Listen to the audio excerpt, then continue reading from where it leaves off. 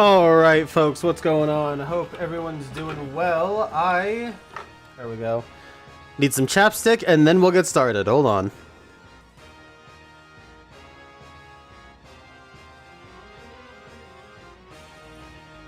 Okay. A little bit of a later start. I meant to start like half an hour ago, but ended up waiting for a call and all that stuff, so yeah. Anyway. Now, we are here. And now it is time for the last little bit of Rumble Weekend. Not too much left. It is a 8:45. Oh, jeez. Again, like I said, I tried to start, like, at the top of the hour 45 minutes ago. But anyway, we're gonna go ahead and hop right into things. Last time, we got a shiny right away, so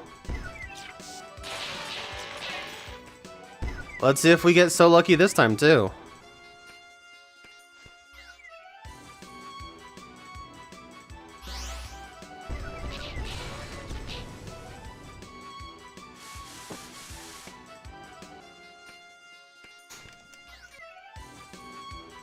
So next weekend, I'm going to try to do a couple of different things. I do want to do that Pikmin stream like I was saying earlier, yesterday. Not certain that'll happen, but I mean, hey, you know what? I want to give it a try. And then who knows what else, really? Maybe if I just need some random filler stuff. Actually, you know what? Next weekend I could do Monhun because I'm pretty sure the Ray Dow quest goes until the 13th. So, you know, that'll cut it a little bit close, but, could be a good one. I've been meaning to visit the, to play Monhun anyway for the, Blossom Festival, and I just haven't.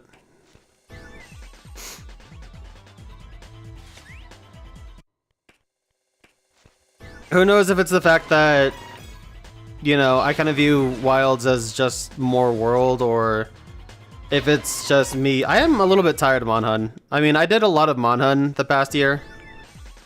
So, who knows? Maybe I could use just a decent break from it overall. But, I haven't had too much of a desire to get back to that. Hell, honestly, I haven't had much of a desire to do much except just improve things like in my living space lately. With a lot of my free time, I spent a lot of it recovering as far as like not only being sick, but also just after a hectic week, just, you know, sleeping in, making sure I'm eating right, or maybe not eating right, but eating well at least. Eating right isn't always easy to do, you know what I mean?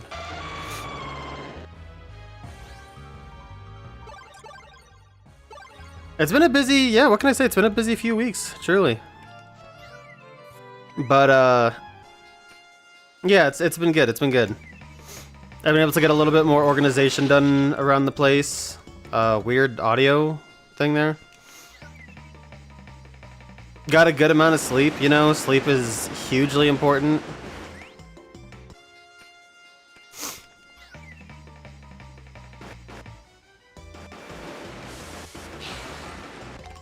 You know, just spending time taking care of myself. And even though the weekend kind of flew by because of it, it's been worth it, for the most part. Probably could have done some things different ways or what have you, but Sudite. And Peters, how you doing, dude?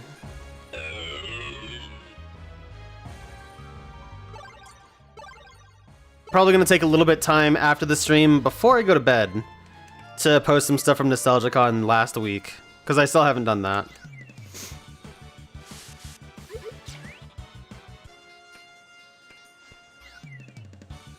But,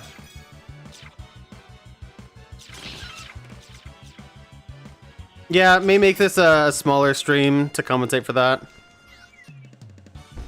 Who knows? We'll just see how I'm feeling, you know? We'll see how the rumbling shapes up.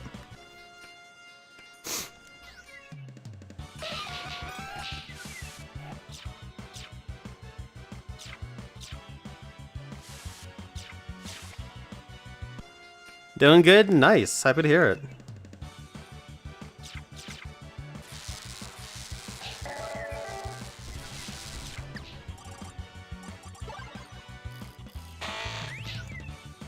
Oh my god. The collision, dude.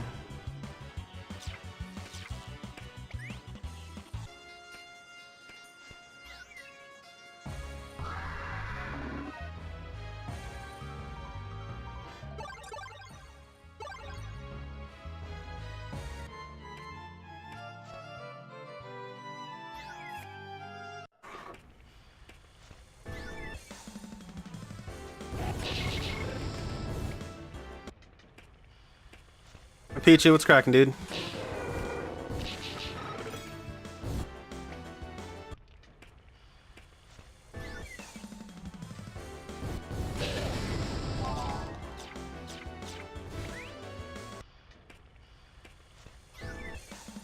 Nothing much? Nice. Good stuff to have just a chillin' Sunday night, you know what I'm saying? Didn't get as much done as I wanted to today. I do have to say that. But I did get some things done that I didn't think I would do, and I'm cool with that. I'm trying to really make the most out of a lot of my closet space, and I was able to find some extra room I didn't think I had. Actually, I was able to find quite a bit of extra room I didn't think I had. So I can get some more of the valuables put away, and I feel more secure about the state of things, you know?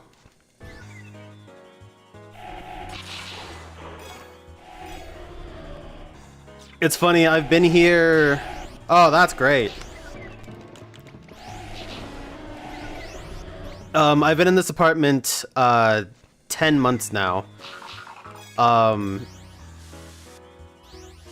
my lease my lease comes up next month, so I've technically been renting it a year, but I've been in here for 10 months.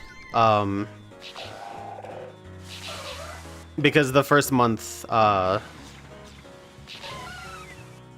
just wasn't able to move in.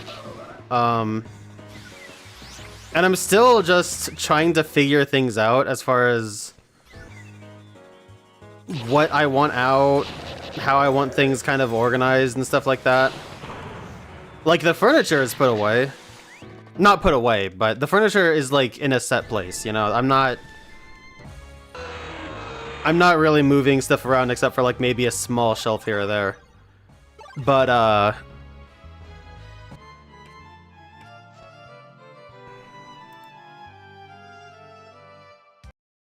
I'm still kind of, like, unpacking and getting things sorted.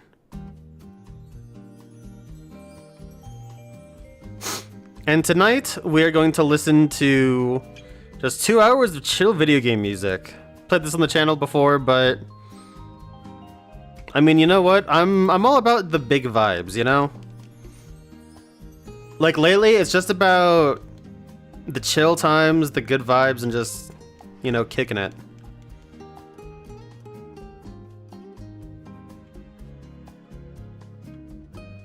Wait, no.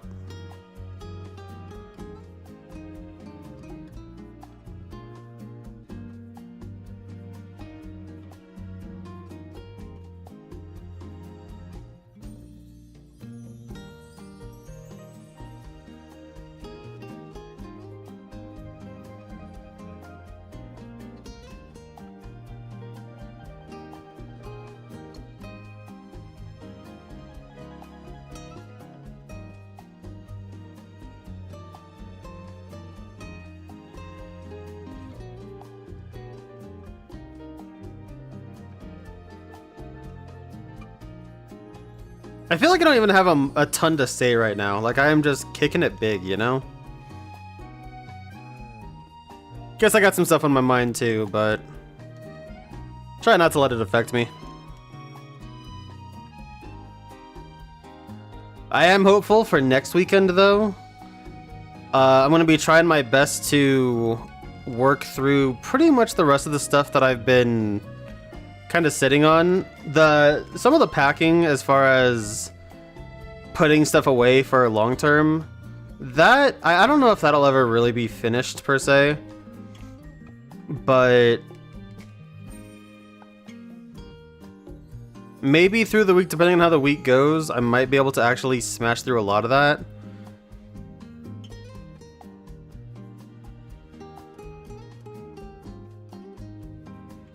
Gotta do laundry too. I've done the thing lately, I guess the past few weeks, where like I just let a ton of laundry build up, like even clean stuff, and just never put it away. I gotta do that.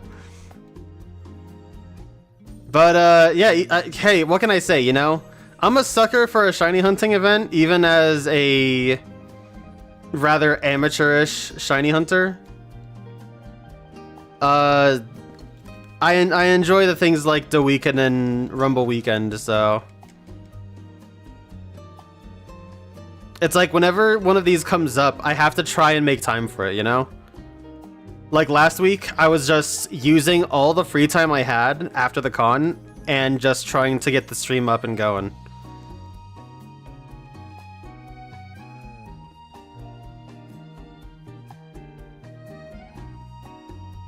So, you know, sometimes I let the chores build up because of that. But this is one of those cool times where it's like so many people come together to play, you know? And that's really cool. I haven't done it this weekend, but oftentimes what I do is I will look through the hashtag Rumble Weekend or Dough Weekend or whatever, and I'll just see what people get. I'll just look at that every so often, spend a few minutes doing that. I saw Avery after the stream last night. They got a boss slacking, which is super sick. That is an awesome shiny to get, so congrats to them.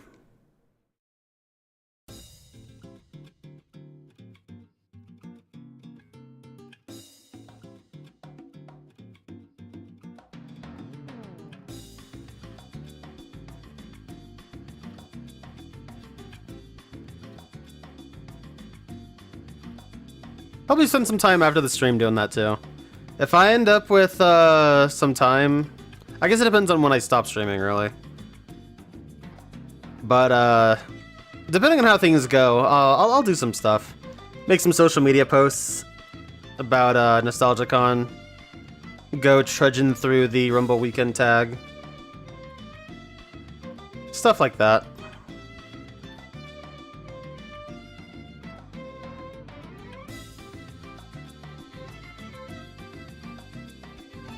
I gotta ask too, considering it is the hot new game that has captured literally everyone apparently, even people that dislike the genre. Has anybody played or seen much of Claire Obscure Expedition 33? It was a game I was already interested in, but a lot of people are singing its praises, and I'm pretty happy for that. I don't think it's a far cry to say that for quite some time, let's be real, for most of all time, a lot of people were not very fond of turn-based RPGs, so this seems to be the thing that is turning a lot of people, and that makes me very happy. But as a genre, yeah, turn-based RPGs, at least in the public eye, have always been kind of like brushed off, you know? I mean, sure, we have things like, you know, our Final Fantasies and Chrono Triggers and stuff like that, where the people that like those games like those games, but for a while it was like, unless you already had an affinity for those games, you weren't really playing them. But yeah, Expedition 33 seems to be kind of the tipping point that maybe the genre needed to draw some people in.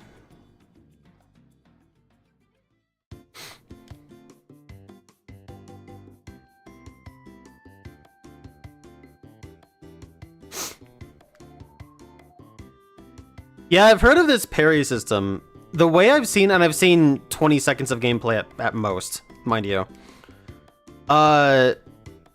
It seems like a more simplified version in terms of the visuals of it, rather, of like Paper Mario, whereas Paper Mario, you kind of had to queue up the... You kind of had to be more aware of like... You know, if you're jumping with Mario, the animation of it instead of like the instead of just like the you know, time the button press on this meter kind of thing for Paper Mario. And Paper Mario has some of that going too, but oh my god, we made it. Paper Mario has quite a bit of that too, as far as like time the button press on the meter kind of thing. But as far as the actions go, I've seen more actions be, you know, just press A on the meter kind of thing, which I'm not discrediting it by any means. I'm just saying that it's a more simplified version to easily see when to press the A button and stuff like that. I also have to say, this parry system, I don't really know what it's like. People are really talking about it from what I've seen, but I don't know if it's supposed to be like in the Thousand Year Door, the Super Guard, or if it's something more substantial.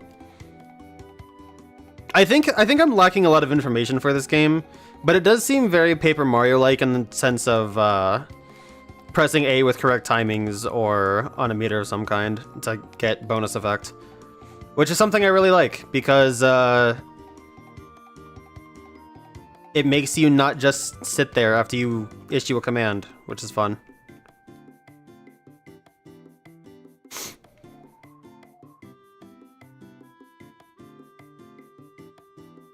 Hon, how you doing? I've been trying to get the stream working on a Chromebook this whole time?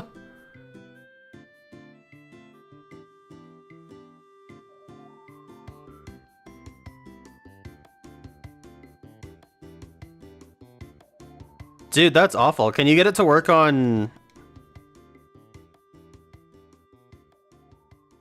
Twitch works better as an app, but YouTube works better as a web... What the fuck? Okay. You could try watching on YouTube. That could be better. I don't know if it would be or not. It's not the first time I've heard issues with Chromebooks, though, so... Apparently, that's just how they are. Which, God, my condolences, I'm so sorry. But maybe the YouTube stream will work better than this one. I don't know.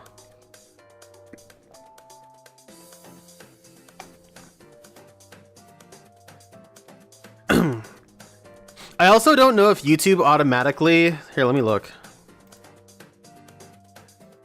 Yeah, so I can actually go on my YouTube stream. There's automatically quality options, so...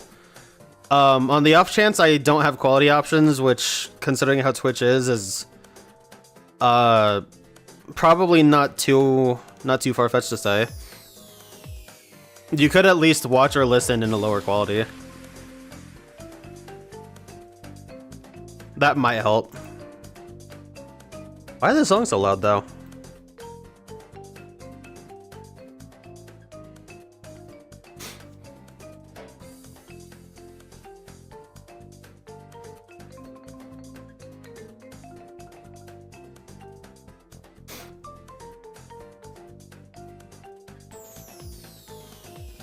Okay, so it is very similar to Paper Mario then. It's not too uncommon for enemies to have multiple attacks, especially bosses, so. But if it does have a similar system, then I am all for it. Immediately. Shadowhearts is a game I've heard nothing but great things about, and I've never seen or played it.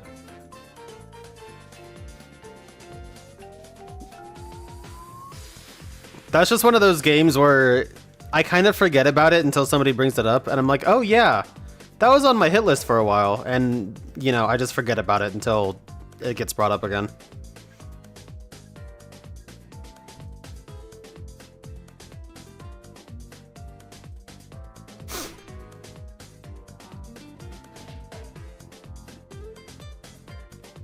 Is a bootleg second monitor solution? I feel that, dude.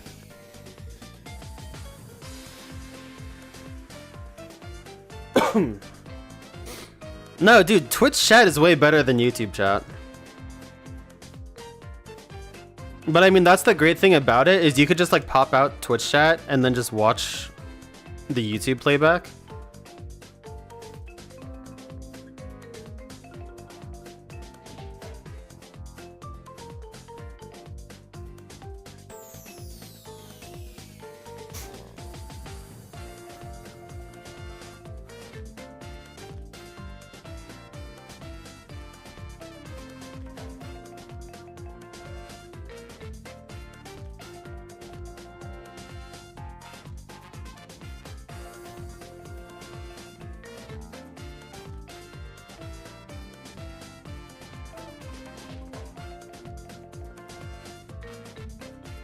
Is it only on PS2? I think it's PS2, right? That Shadow Hearts is on?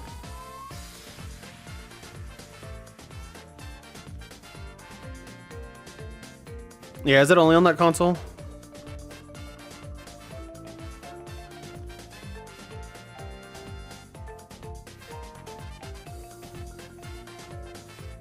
Yeah, the 100 line, that was on my radar when it got announced, and honestly, I hope that wasn't a shiny skitty. I don't think it was. And I have the demo of it actually downloaded. I haven't given it a try, but some of the people that I follow on Twitter have said amazing things about it, so...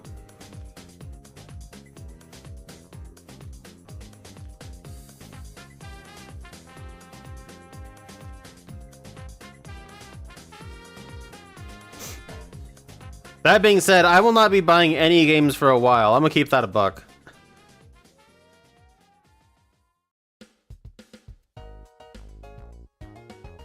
Oh, something I will be streaming next week too, because I keep forgetting about it, is Balatro, speaking of buying games. Viper sent that to me as a gift, and I never got to show me accepting the gift on stream. But there's our token Arceus. But I'll be streaming that next week. Next week might just be a more fun, random set of streams, I guess. But yeah, if there's a game people want to see me stream, maybe I'll set up a donation goal or something for it.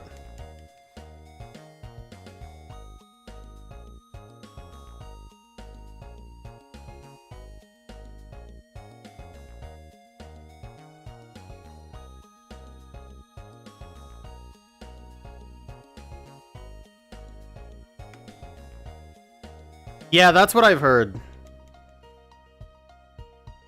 I think that's super crazy cool.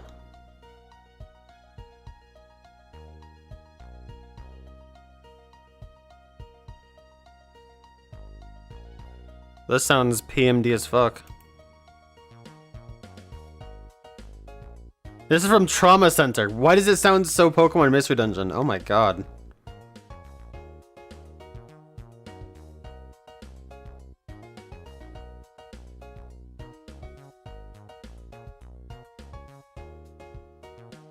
I don't think I've heard of Kodelka.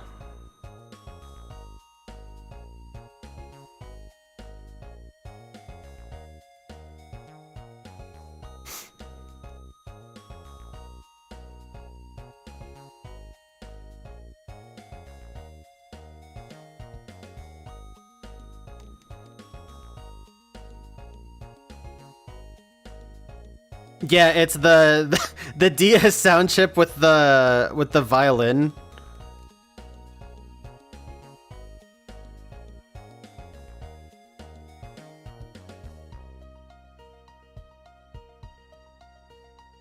I mean, this part sounds so PMD. That's crazy, dude.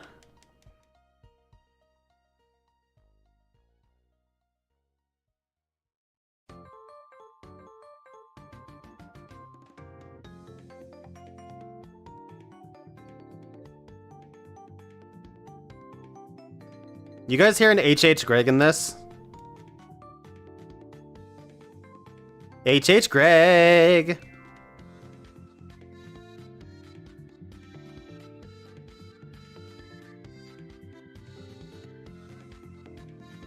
Oh my god, dude, the fucking Mightyena. H.H. Greg. Do-do-do-do-do-do-do-do. Although I'm not gonna lie, I can't hear this song the same way after the various H.H. Greg months we've had that Sovereign's posted.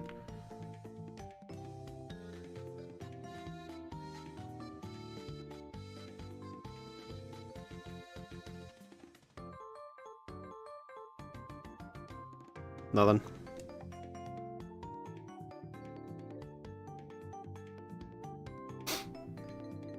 You're curious how bad the latency is, but you have no way of checking the app. I think, I don't know about the app, but under the player there should be a I thought there was something that showed latency, but I could be wrong.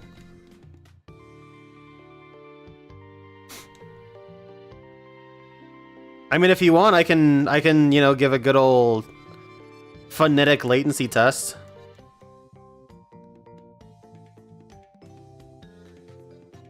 You know, the typical, like, you know, press 1 when you hear it or whatever.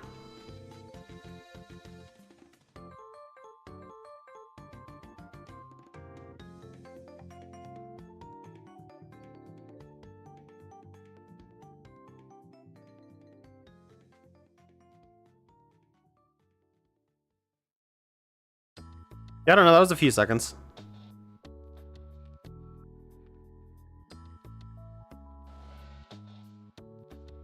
I wasn't actually keeping track because I wasn't actually committing to it. I was using it as an example, but I mean, you know, that was some amount of time, I can confirm.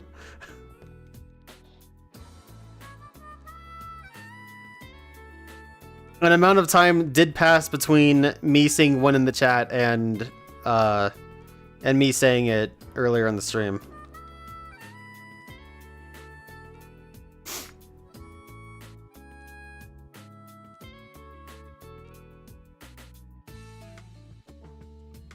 Is this from, yeah, this is from Sonic Unleashed.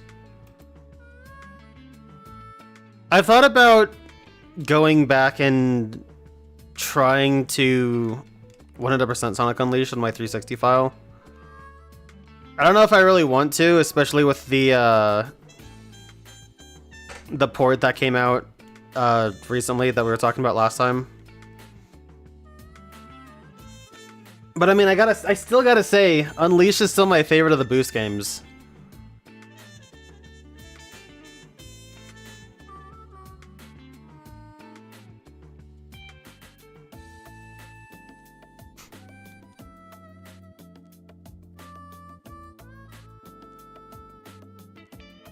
I really have been in a big Sonic slump lately.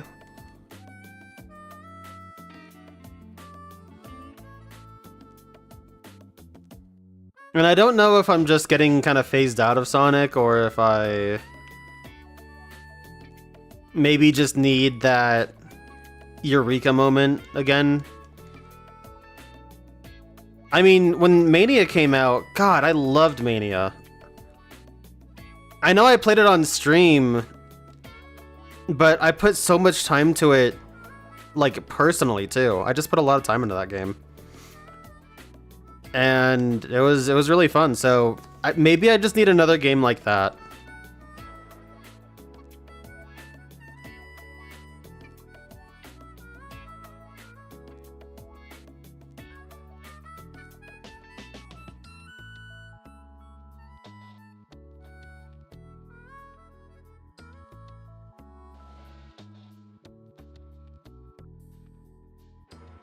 I very much so want to try Shadow Generations out.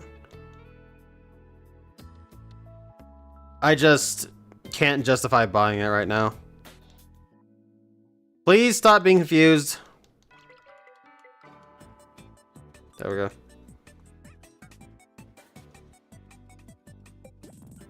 It might even be one of those things where it's like I buy it when it goes on a crazy discount, like for 20 bucks or something.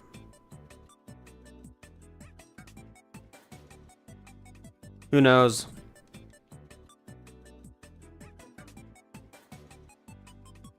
Yeah, I feel like I haven't played a Sonic game in a while either. I gave Frontiers a try,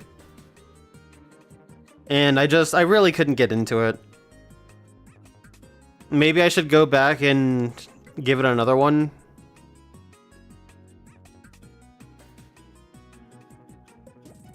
It felt like, I don't know, I only got past the first island and like half of the second one, but it felt like I saw nothing and all of the game at the same time.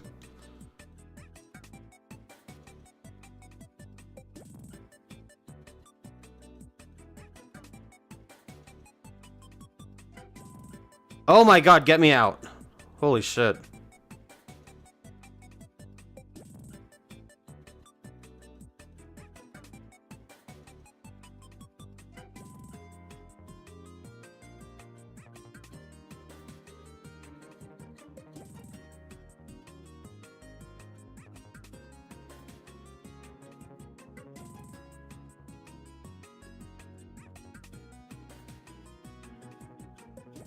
Yeah, I might like that, Pichu. I have seen, I think it was like a demo that they were doing for like Summer Games Fest or something when it was before it came out last year. And they showed off, I think it was whatever stage ultimately ended up becoming,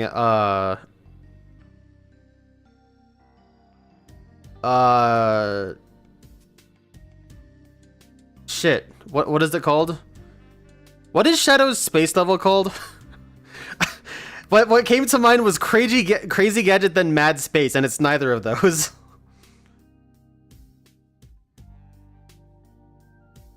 Please. Okay, there we go.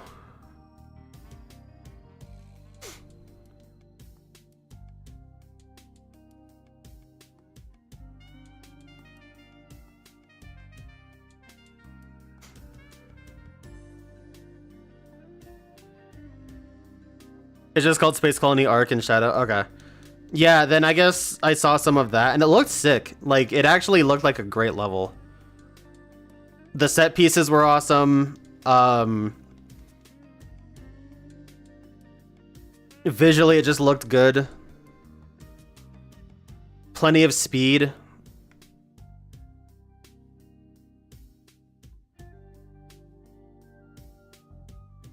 Oh, okay, word. Alright, alright.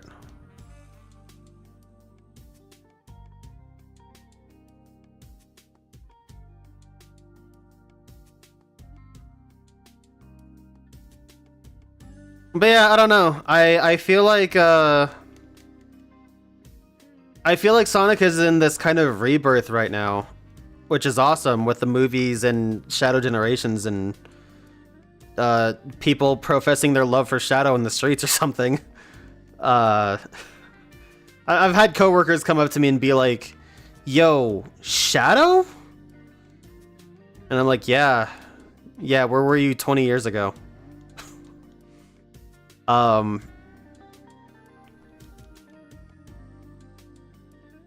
don't know. Maybe I just need to play a Sonic game to just pick one up and, you know, roll with it again. You know what? You know what I need to do? Chat, do you know what I need to do?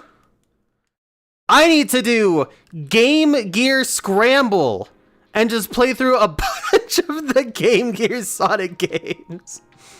Sonic Blast, here we fucking come, baby!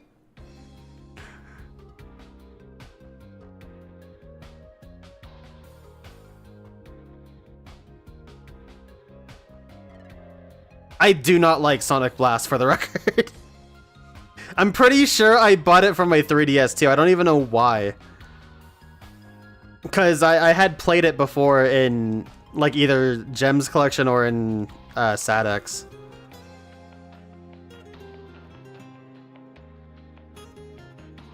It must have been one of those where I was like, I just need more variety on my console. Hey, Bella, how you doing?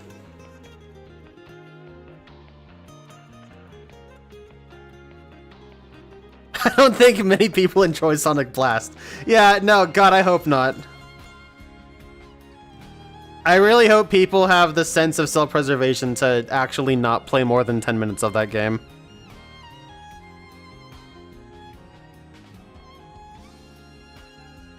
How much is this game? Hold on a second. I know I looked this up the last time I had this playlist on the stream. Opuna, I've got to pick this game up, honestly. I really do.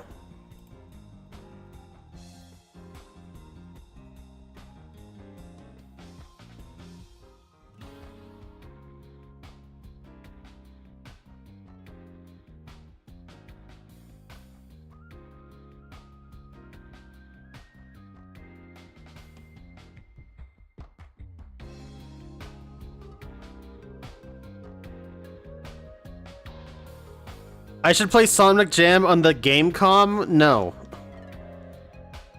I mean, I could do a Gamecom scramble. I actually got to tell Totes about the Gamecom last week.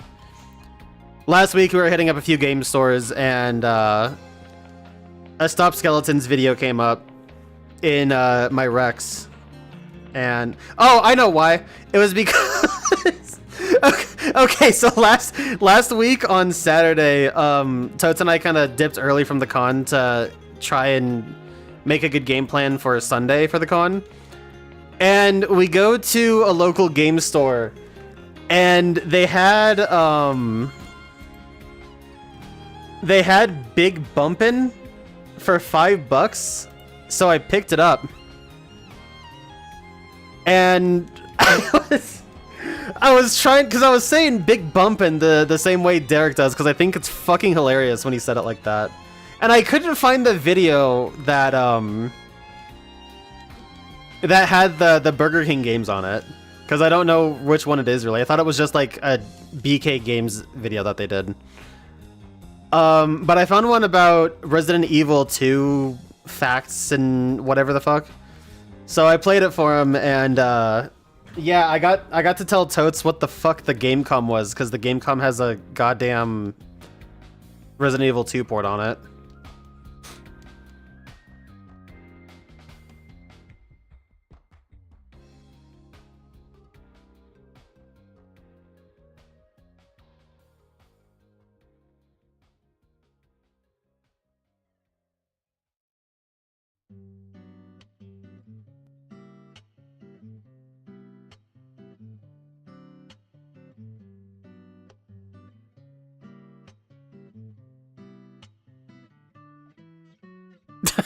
Nice feature. Gamecom Scramble? Yeah, it honestly would be. It would just be, let's go through the entire library in like 2 hours. I'm just saying, if somebody wants to supply me with, you know, a way to play these games on stream, and the means to do so,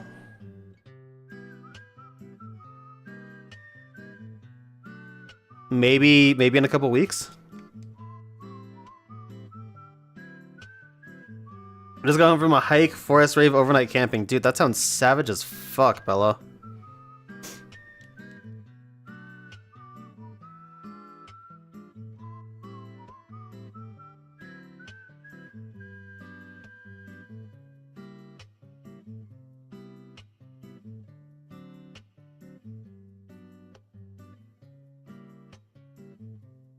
Sonic Unleashed for Java phones? Oh god.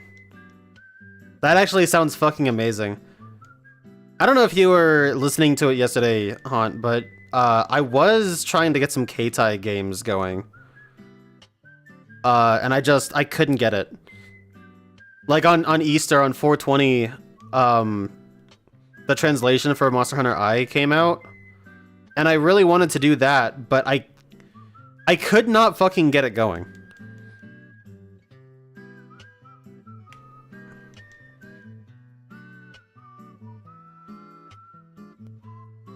Like the downloads just wouldn't.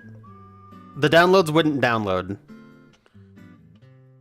My antivirus did not appreciate those downloads. Let's just put it that way.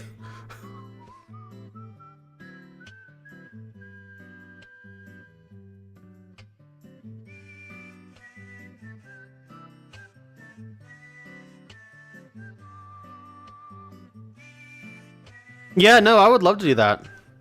Like, that's the kind of shit that I would absolutely love to do, but I would definitely need somebody to help me set it up and provide, I guess, some... Probably a full collection of, like, a zip file of the games or something, instead of individually downloading them. Because, seriously, I could not get around my antivirus with those downloads.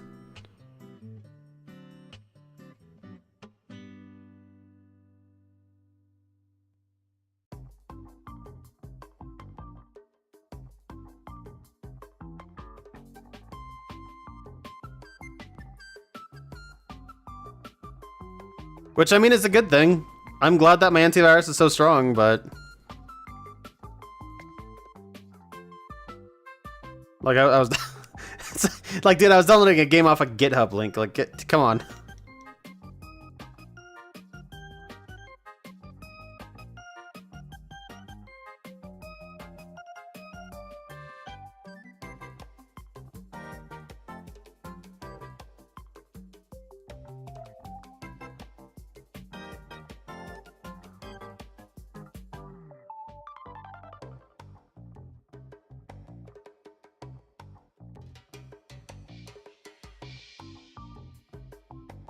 Yeah, Bella, I actually, I saw something that was kind of motivating to go and get out and do stuff recently.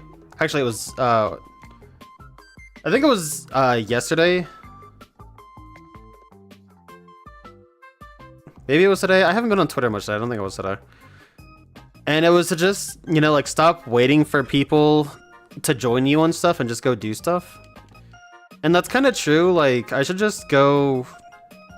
Like, I shouldn't have to wait for, like, Totes or someone to be available, or Mallow. I should just go do something. Do something fun, you know? That being said, I have no more pappers for a while to do anything with. There's actually, there's a sick-ass candy store that I hit on the way to NostalgiaCon. And it's super awesome, but... It was bloody expensive, honestly, and it was one of those things where it was like, I don't really care how much I spend, I just want to get all this cool stuff. But the few things I got were way more than they should have been, and I'm a little bit annoyed about that. That being said, I would love to go to a place like that again, and also explore the rest of, like, 16th Street. Because despite being a Denver native, I haven't really explored much of Denver, so... I'd like to make that fun. Just go crazy with it. I also have a couple coworkers that do some cool stuff on their free time. The schedules don't really line up, but it's possible that, like, maybe I could join them on something at some point. Or not join them, but at least be like, hey, where's a cool spot to go kind of thing.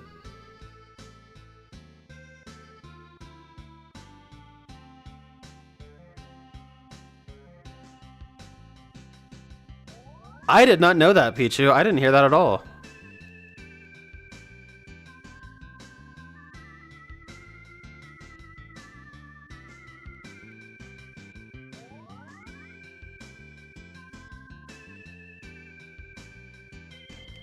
I know that there have been a couple games that have been ported from mobile to the Switch. I think the most famous one has been Final Fantasy 15.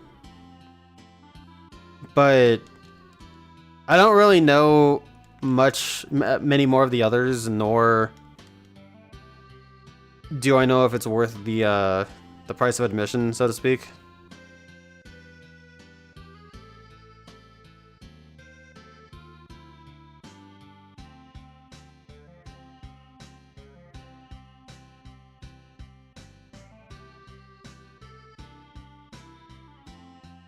Sometimes you can take yourself out on a date, not with my wage.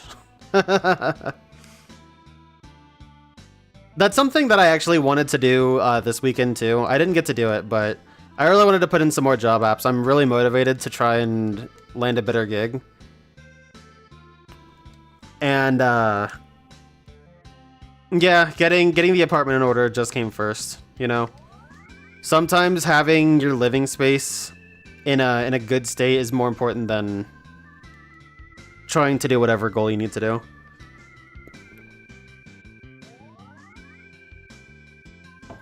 And I'm glad I did it. I still have more to do, which sucks, but I don't mind necessarily working on a long-term goal. As long as, you know, most of the clutter is cleared out. And boy, did I have a lot to pick up.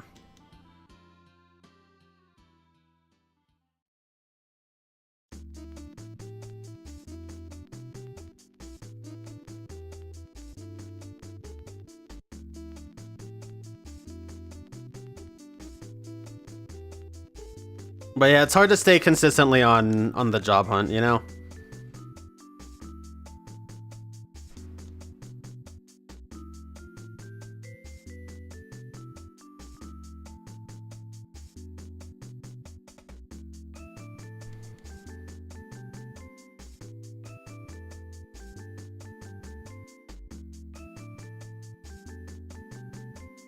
The Marsh guy? I don't know this person.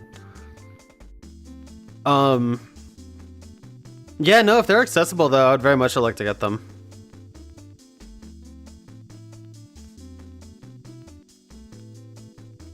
What can I say? I'm interested in the niche, the gimmicky, the things that have an interesting backstory.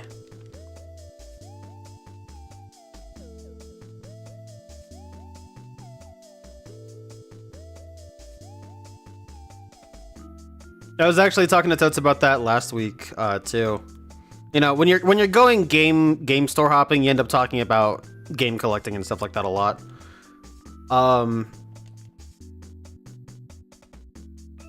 But yeah, no. As far as my collection and stuff goes nowadays, I'm much less about the breadth of it and more about the depth of it.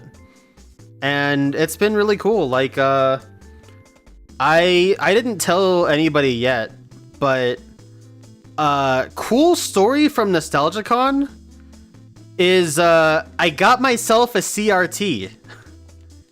It's not a big one, but I ended up scoring a CRT, and me and Totes had to lug that thing from the fucking convention center like a mile and a half down to where we got cheap parking.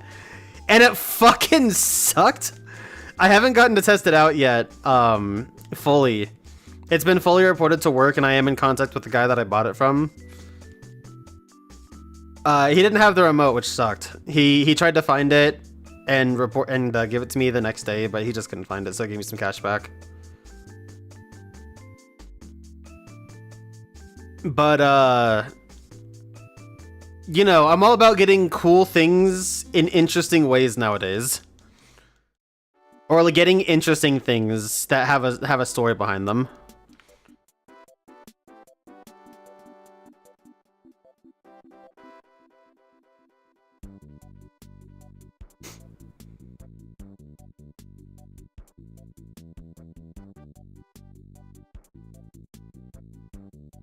Oh yeah, I remember that. We watched that a long while ago, actually.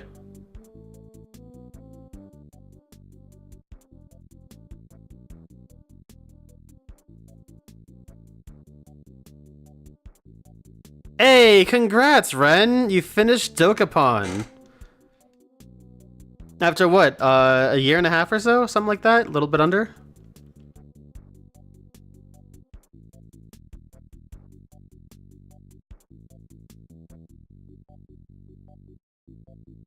$8 months, okay. For some reason I thought you were like just crossing the year mark on it. I don't know why that was. Like last month I thought you did or something.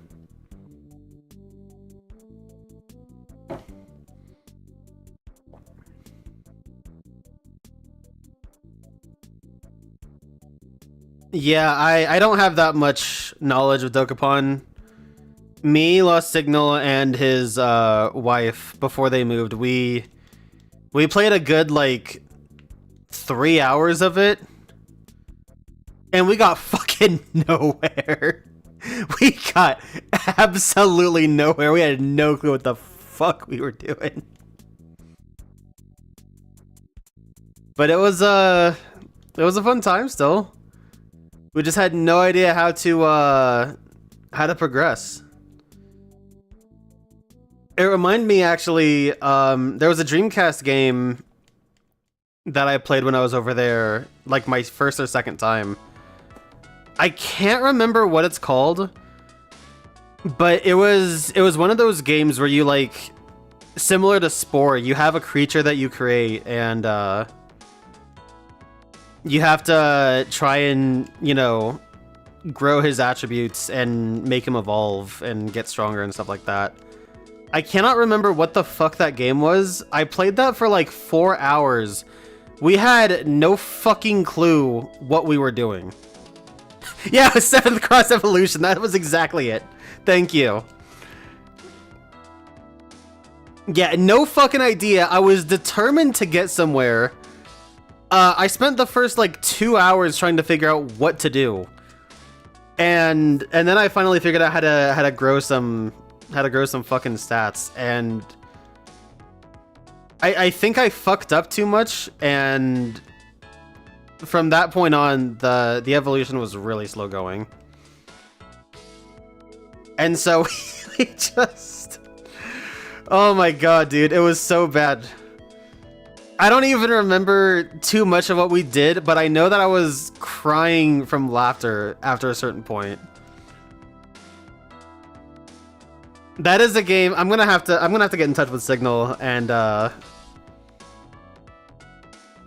have him pick out some of those games that we were playing, cause holy shit, dude.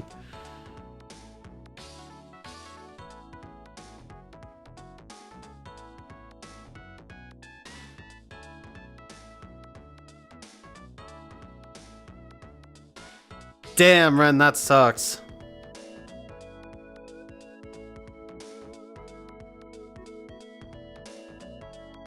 Yeah, I'd like to see a little bit of it.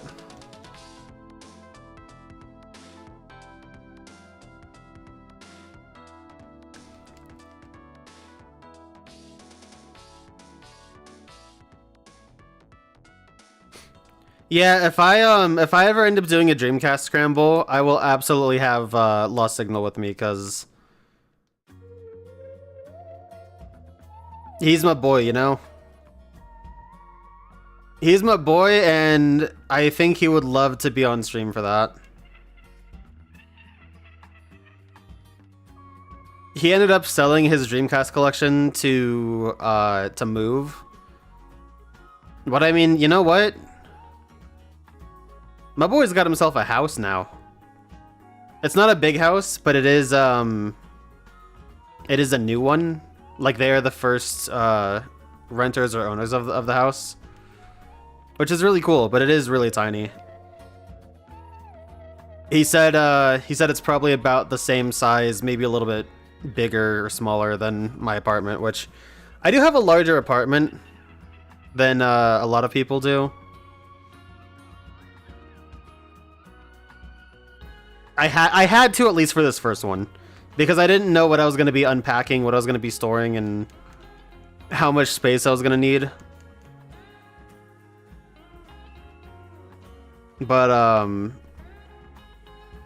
yeah, I mean, shit.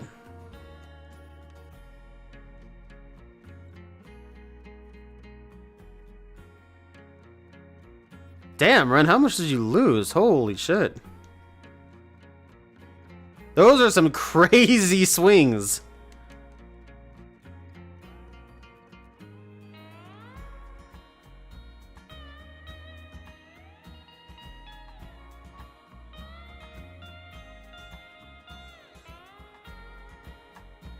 You lost every penny. Oh my god. You didn't just get fucked. You got beat into the ground. Oh my god.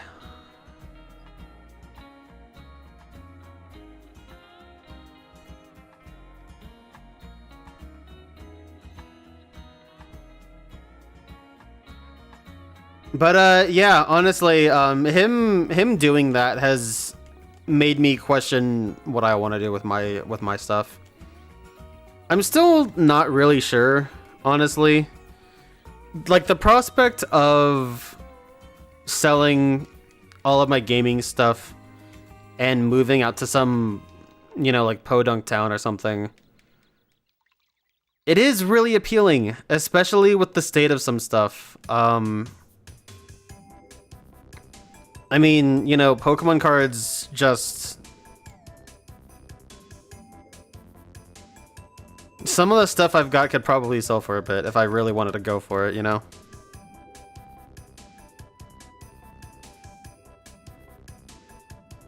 Now, if I really wanted to do that, it would require a lot of digging and, you know, a lot of effort to go ahead and list all that stuff on, like, eBay and stuff. But the prospect isn't lost on me. And for other collectors, it could be something to think about, you know, if you really wanted to set yourself up. A lot of this stuff I do have a lot of affinity for. I mean, a lot of the things that I have, I can, except for like cards, because cards are kind of hit or miss. But a lot of stuff, I can pinpoint how I got it, or how I got it, why I got it, or when I got it, or who I was with sometimes. And some stuff does just boil down to like, oh, you know, I was on eBay, or I was just looking for, you know, a while on eBay and found something, or maybe I got it like thrifting or something like that. But I mean, even a lot of the stuff that I got from thrifting, I know like when I got it, kind of thing.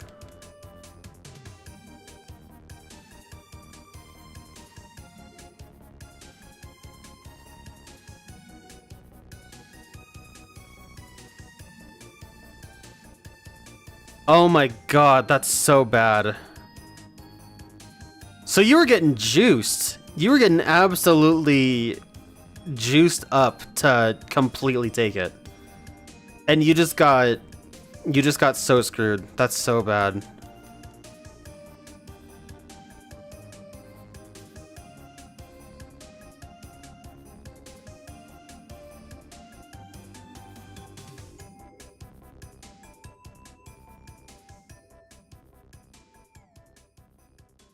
But yeah, I don't know. Selling off the collection has crossed my mind.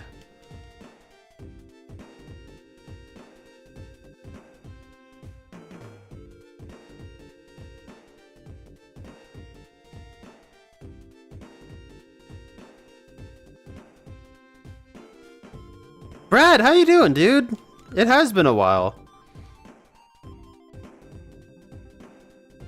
Last time I saw you was a random post from like months and months ago. How you doing, bud?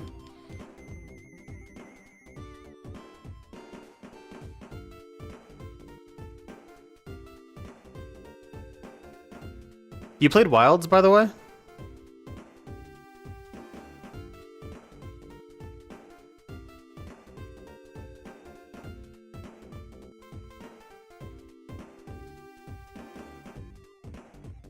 Nice. Yeah, I totally get it.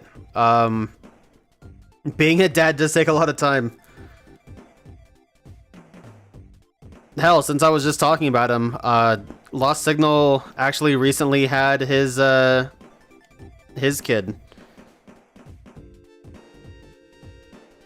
Little baby boy. And between that and work, I know he's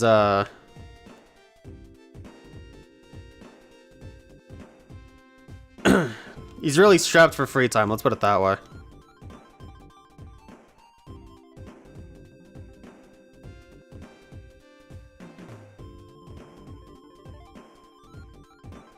Played Wilds, but really only on Saturday night. I gotcha. Well, if you need a homie to hunt with, let me know. I am always open to playing with the homies. I'm actually trying really hard to get Toads to start Rise. I don't think it's working very well. Have I played the new TCG Pocket Update? Yeah, so I haven't, as far as TCG Pocket goes, Bella, I haven't, for most of the sets that have come out, I haven't really pulled much on them, except for the Palkia Dialga set, I think. And that was pretty much because I really needed a lot of the dark cards from that set, just to build a dark deck. And some other stuff like a steel, too. But for the most part, I haven't pulled on most new sets because I was trying really hard to get every card from Mythical Island, including the secret rares and the full RDXs. And so I was using all, like, more or less most of my free pulls. And I haven't posted any of it, but when Mythical Island first dropped, I actually recorded pulls of the set, and I never really posted it, but I also just recorded me doing my last pulls of Mythical Island, and unfortunately I had to redeem to get my final chase card, which was the alt art EX Mew, but I got it, and not only did I get it, that also completed every secret mission in Mythical Island 2. So even though I don't have most of the full RDXs, or Leaf or Blue even, I'm finished with the set and I'm happy with that. As far as just any set in any of the TCGs as a whole, it's been my favorite because of the Mew and Celebi support. I did not look at that slacking. I hope it wasn't sparkling.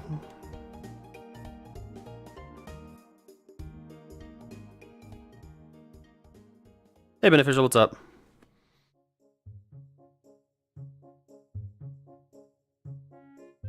Dude, 60 hours a week? Oh my god.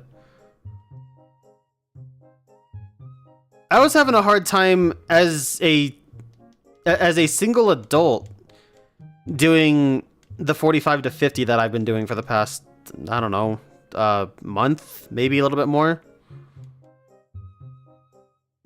60 hours is insane, dude.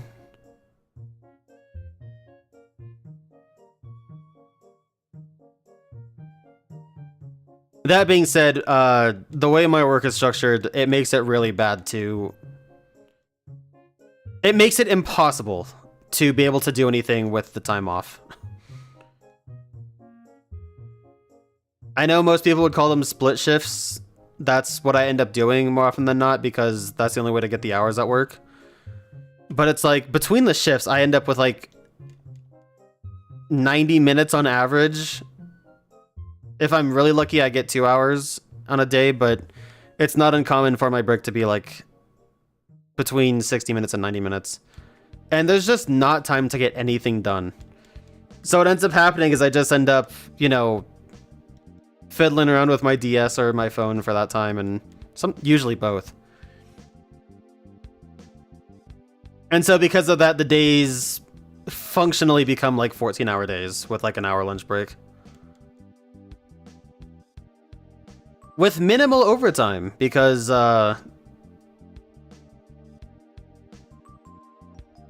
you can only get overtime structured in certain ways, and they try really hard to structure around that. Let's just put it that way. So.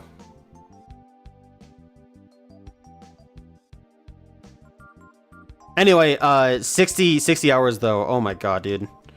You are a trooper, and dude, you're doing the most. I recognize it.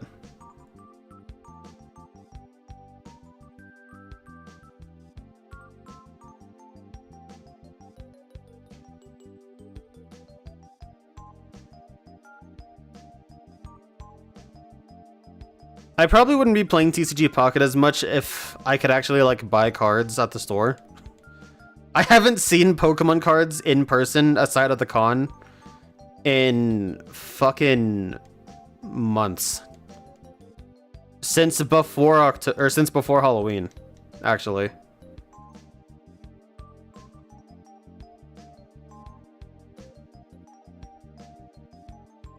Dude, hell yeah, Brad. We gotta play that at some point, honestly, because I have that on Steam, and I don't get to play it too much because I only play it with friends. But dude, if you want a homie to play with and do some of those longer maps, hit me up. On these weekend nights, dude, I'm big chillin'.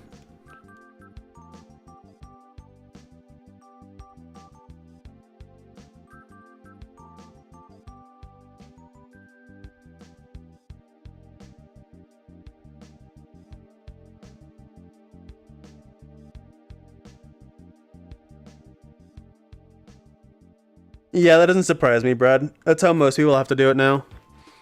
Also, congrats. I really wish I could get an apprenticeship or something.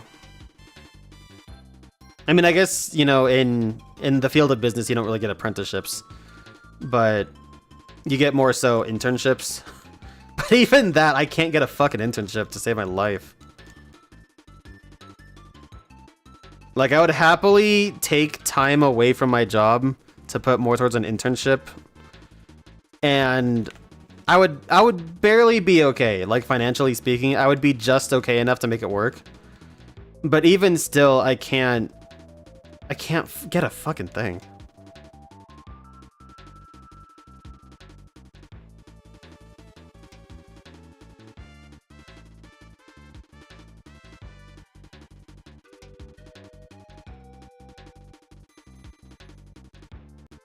Do I want to trade cards? I don't know what I need. Like, as of right now, Bella, I'm kind of okay with where I'm at. I've gotten some pretty good wonder picks, so I've been able to build a deck for every type, I guess except dragon. So I'm mostly looking good. But, I mean, the decks at most are just, for the most part, okay.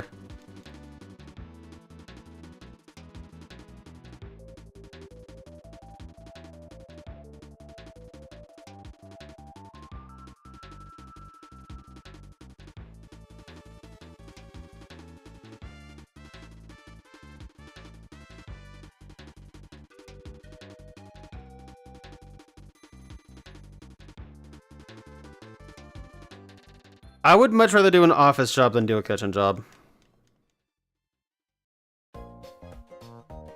I am sick to death of doing my kitchen job. And besides, I studied business for the intent of getting something that was,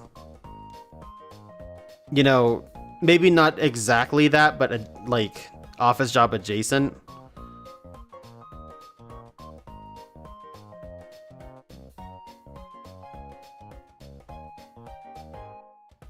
Dude, that Chimecho fucked me up. Oh my god.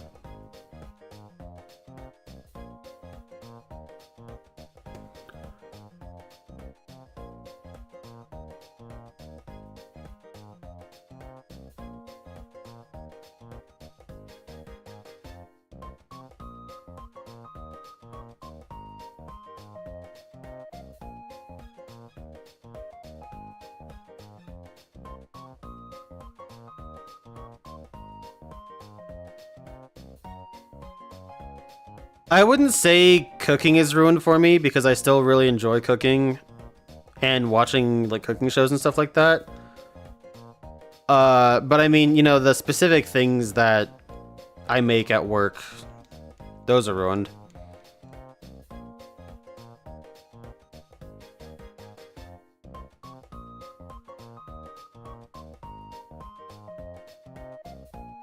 It doesn't encompass too much.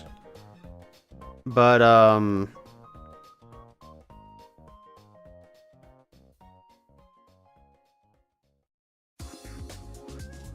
mean, like, I have no desire to cook myself a burger or anything, you know what I mean?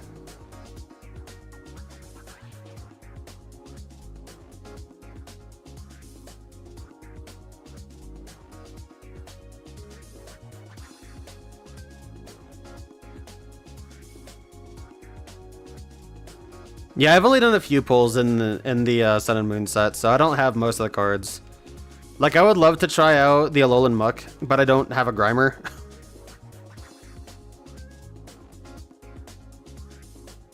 My chase card was the secret rare Alolan Raichu, and I got the full art one, which I'm happy enough with. But, yeah, because I was doing pulls in Solgaleo, I have to go back and do pulls in Lunala to get the Grimer. And then I don't know what else, so... I also need to rework some decks too, so I can try and complete some of the missions for using a monotype deck, because apparently using normal cards or using Pokemon that evolve from different typed Pokemon don't count for that. For example, Golden Go doesn't work because Gimmighoul is a Psychic type. So as far as my Steel deck is concerned, for the purposes I need of it, I need to rework it.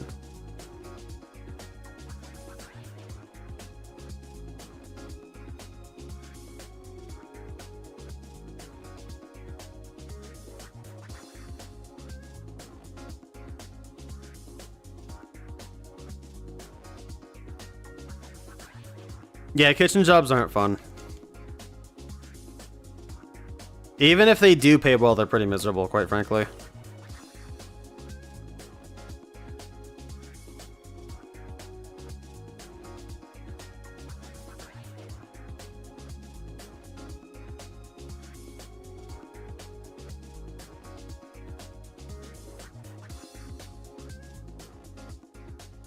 Because like the more they would end up paying, the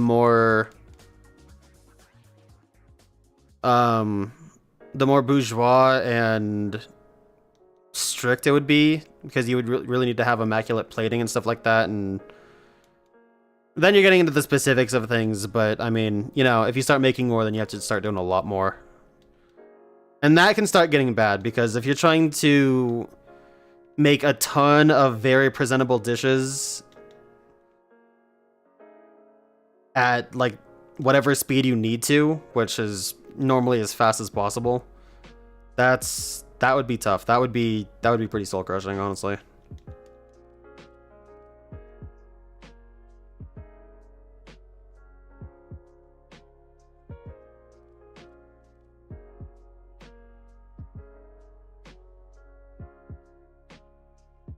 Yeah, I feel that beneficial. I feel that severely. You're really following the community, trying to get to Master Ball rank. That's cool. I would like to see how far my decks could make it. I really like my Mew deck, even if it is prone to getting overwhelmed by the meta nowadays. But if I'm not going against a meta deck, it's pretty strong, if not a little bit on the slower side. But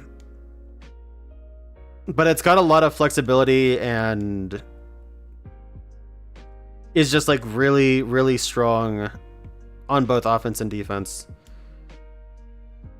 I've had some really good matches with people in PvP. I've had some really get down to like last turn, complete and total like long-term strategizing, and it's been really cool. But after Triumphant Light, I just don't think I can really do the PvP very much.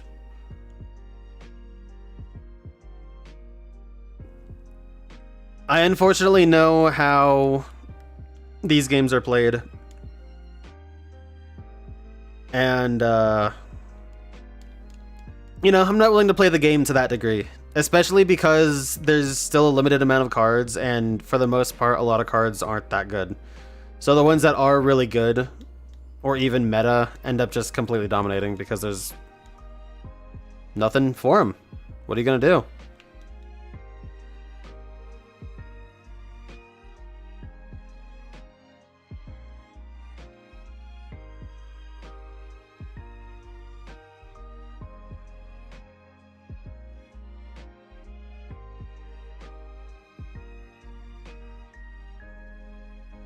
There are a lot of sweats a lot more nowadays, but for other formats you can at least, or for other genres you can at least kind of circumvent it.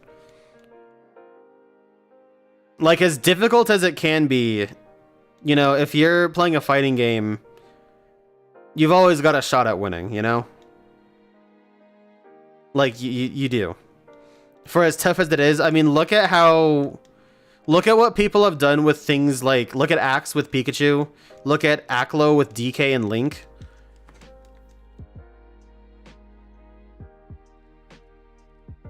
Like, the possibilities are there. Look at Zane. Just look at Zane. Zane's a fucking melee god. I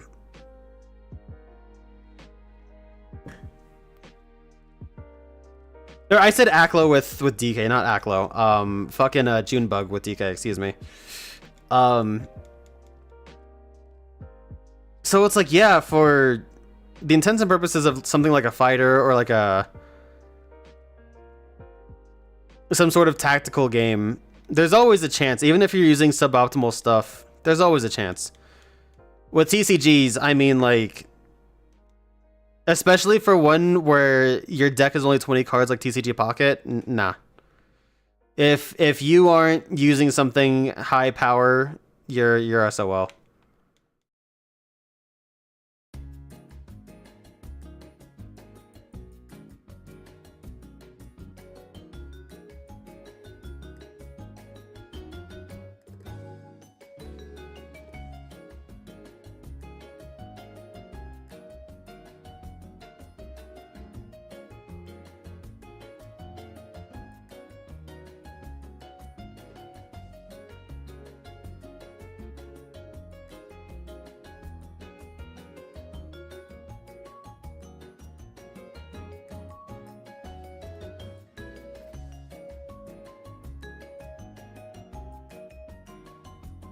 Oh shit, I just remembered. Hold on a sec.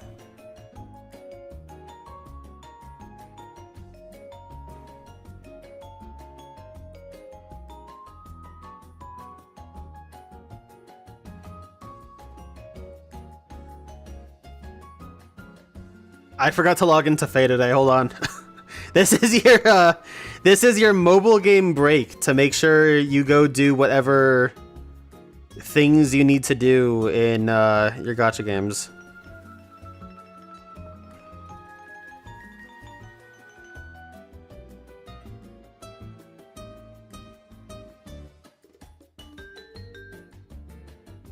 Shit. No, voting gauntlet's closed! Fucking A. God damn it. Well, whatever.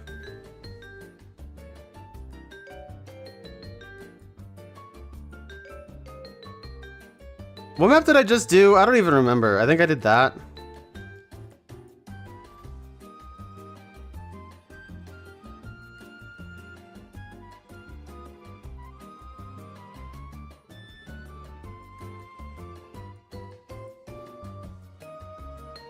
I've been waning in Faye so much lately.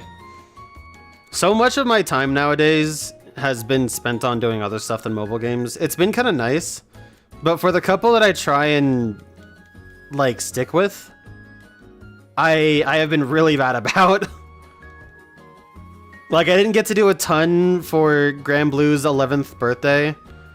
I've been missing out sporadically on Faye's stuff.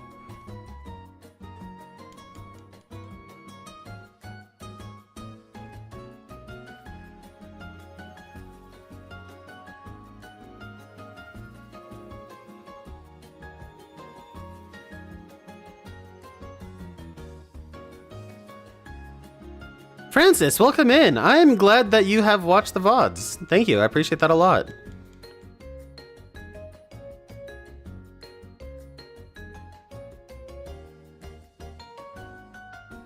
Have you been hunting in Pokémon Rumble?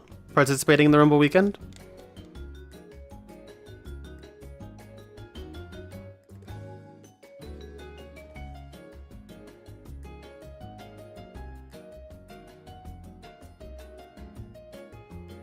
Yeah, I still have an interest in fighting games. I actually have a lot of interest to get back into something competitive. It might be Pokemon. I kind of don't want it to be, but it's kind of the easiest jump off point.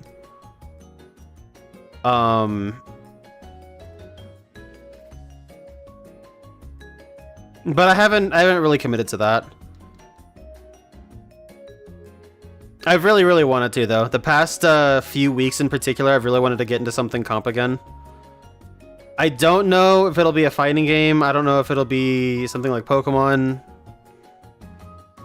But I would like to spend a little bit of time on that. With my schedule change coming up, there is a pretty decent chance that I can actually enjoy life a little bit again.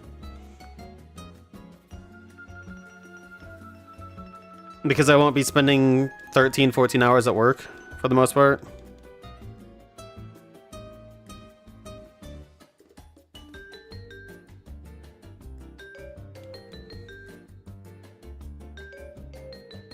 No worries, Brad. You have yourself a good one. I hope the shift goes well, alright? Take care. Thanks for stopping by, man. And on Saturday nights, if you want to play some Monhun, I will absolutely donate some time.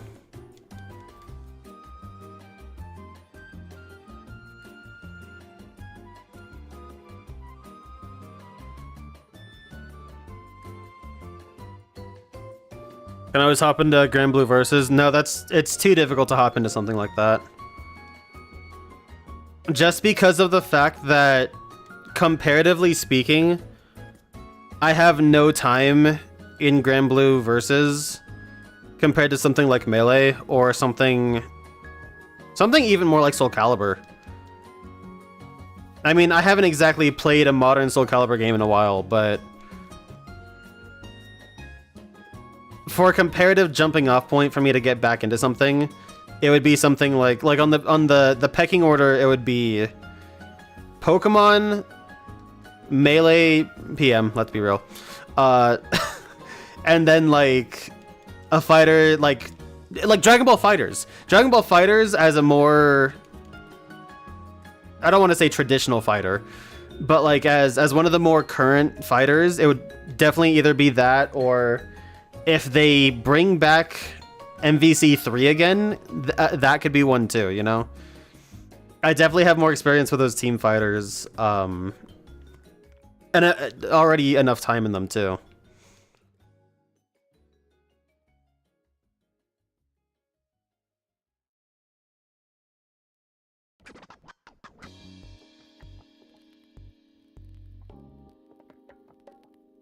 Nice, Bella. Good stuff. Good stuff. You'll have to show me the specs in the Discord later of what you're trying to build. Francis, what are your targets, if you don't mind me asking? I'd love to know what you're hunting.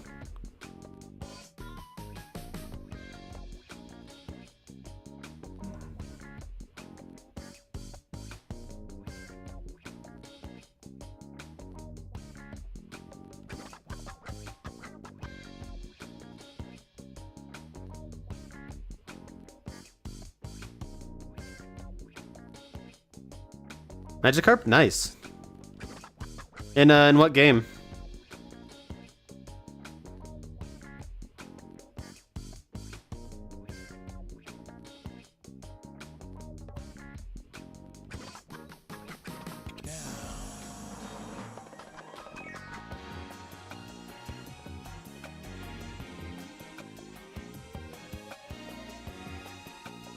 It is, like, Grand Blue has a lot of ease getting, like, when you get into it.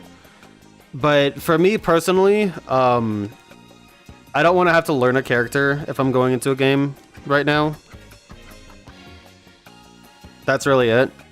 Like, it would be so much easier to hop into MVC 3 and just pick up my Joe Zero Dante team again than to go learn basically a whole other game, relatively speaking.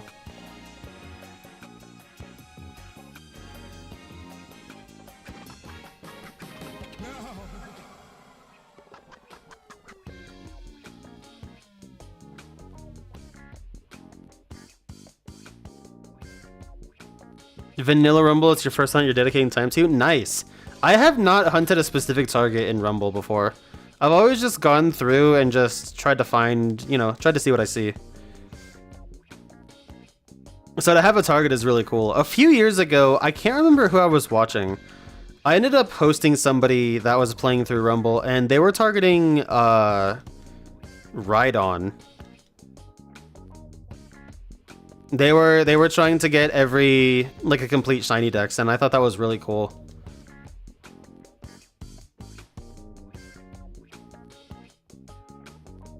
Oh my god.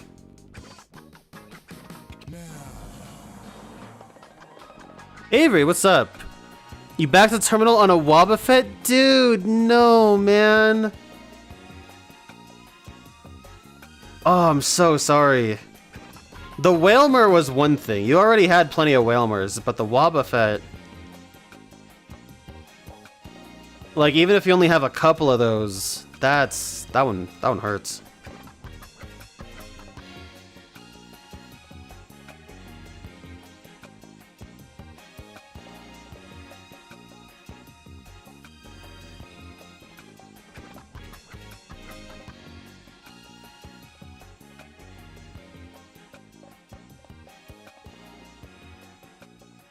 MVC is hard.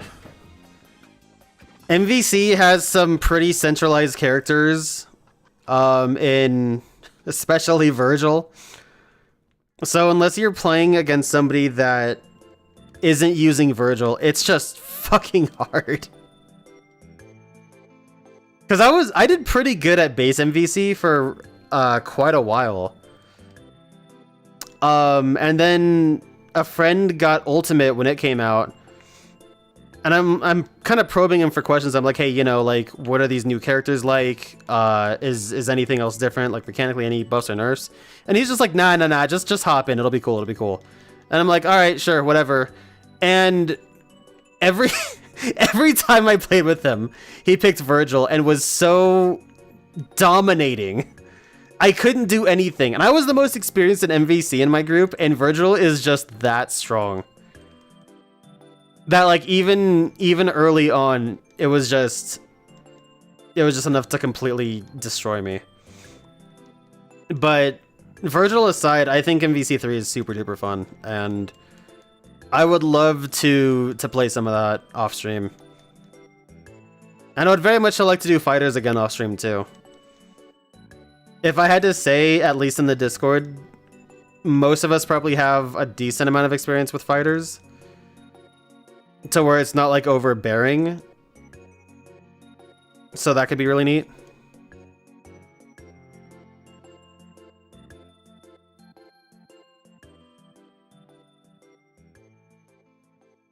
You bought Ultimate Marvel vs. Capcom 3 just to play Virgil. You are a terrible person, Peters. Oh my god. I kid, but like, damn, dude.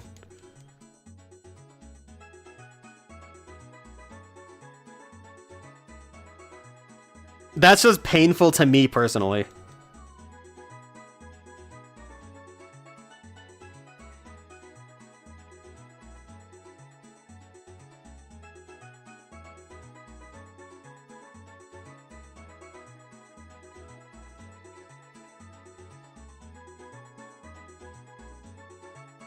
No, it is intimidating. There is a lot to go off of. Like, it is a very deep fighting game.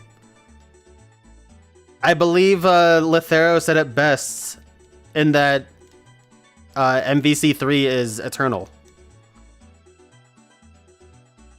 It's just insane. It is like if you were gonna pick one fighting game to play for your entire life, that would be a really safe bet. That would be a good one. That would be a really good one.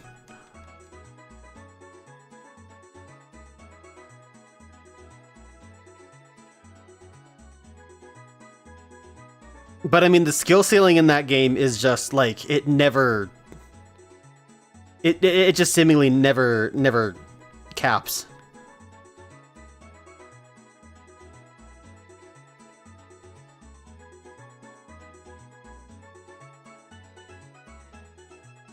No, nowadays I would assume that the meta's developed to a point where Virgil isn't just the most OP thing to exist. But early on, like, even still, it's not uncommon to see Virgil be on both teams still.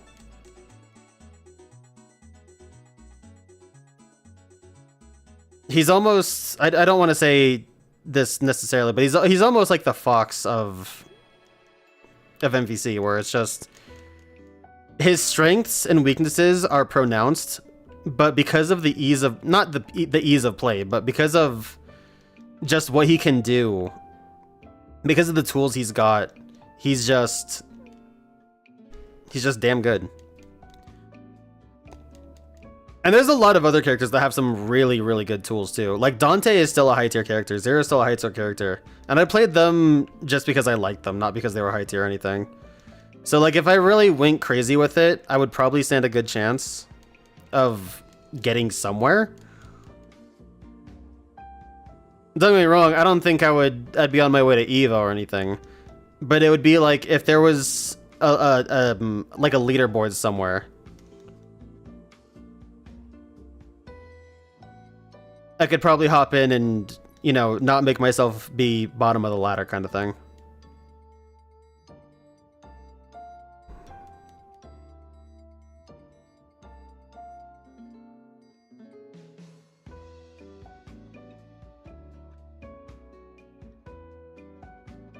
Zero Dante Virgil has been the best for quite some time. That wouldn't surprise me if it was still top. I happened to play Zero and Dante just because I liked them. I skipped the cave. Whoops.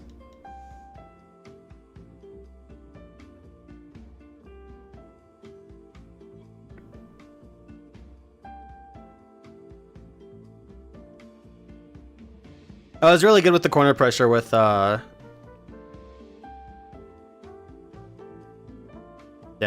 I was really good with the corner pressure with Zero though.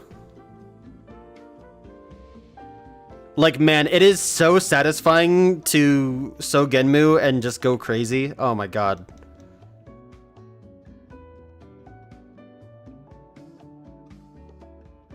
It got difficult towards the end though, because my friends were starting to learn my mix-ups and stuff like that.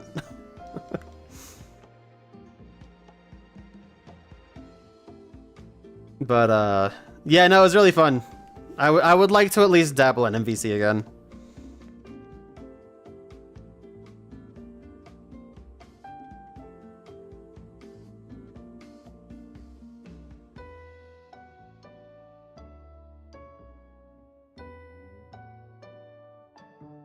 Morgan was really good for a long time. Never top tier, but like high tier.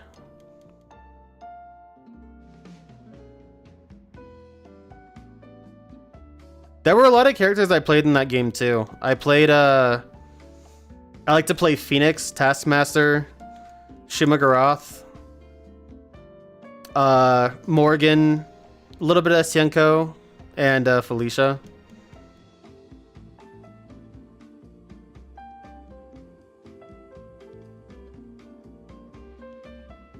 I dabbled in Sentinel a little bit, but I didn't like him very much.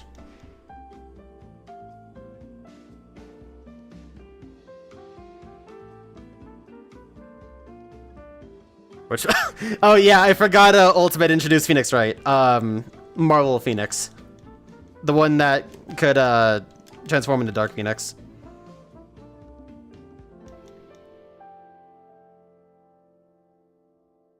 I don't have too much time with Ultimate, so I never really got to play as Phoenix, right?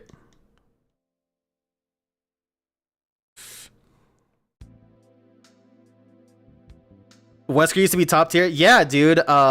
Lupo used to play Wesker, actually. He was really good with him.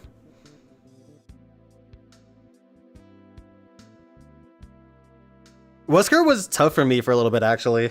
I kind of had some hard times with him and Doom.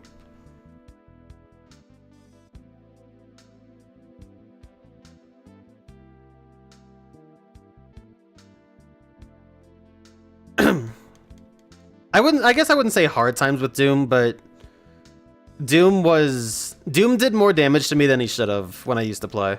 Let me put it that way.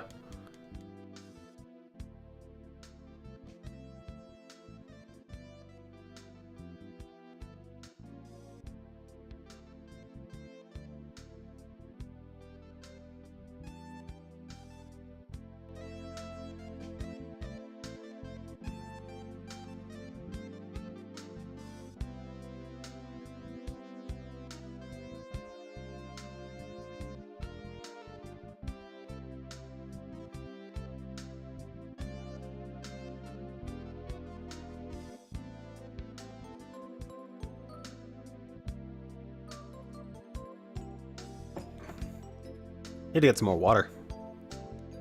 You guys staying hydrated out there?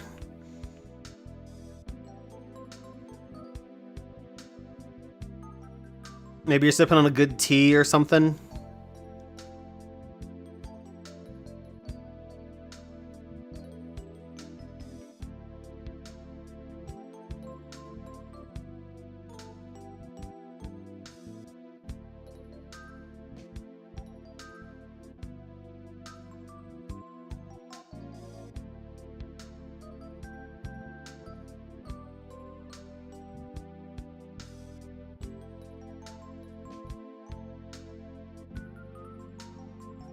Nah, Bene, I think,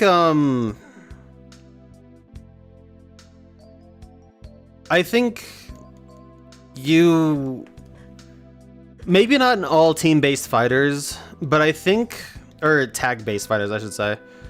I would say a lot of tag-based fighters, you don't really necessarily need to be restricted to having those necessary evils. Maybe when you're starting off, it's nice to have those as crutches, but especially in a game like Fighters or MVC3, I really think you get a lot more mileage out of just kind of learning the game and learning the team or teams that you want to play.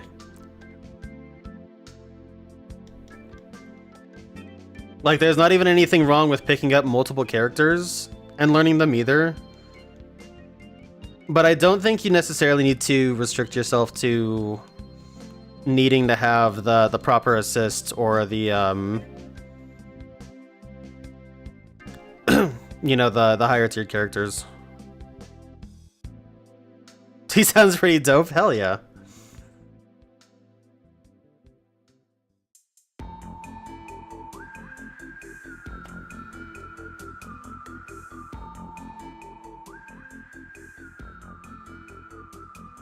But I also believe that in general, fighting games, fighting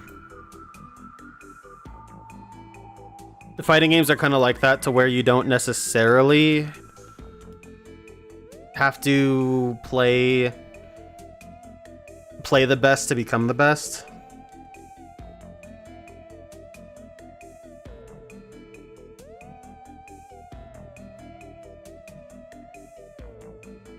I mean, like, don't get me wrong, it's always good to have, like, a good pocket of whatever the best characters are, but...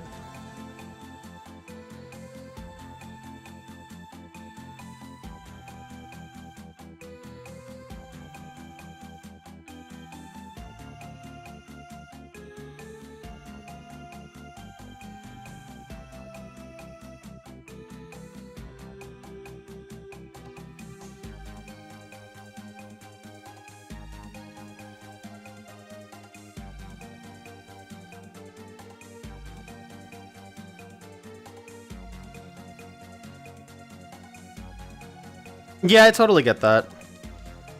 But if you wanted to, put some time in and practice another team comp or some team assists, you could find one that maybe does something similar to Doom, like as far as what you need it to do, in a sense.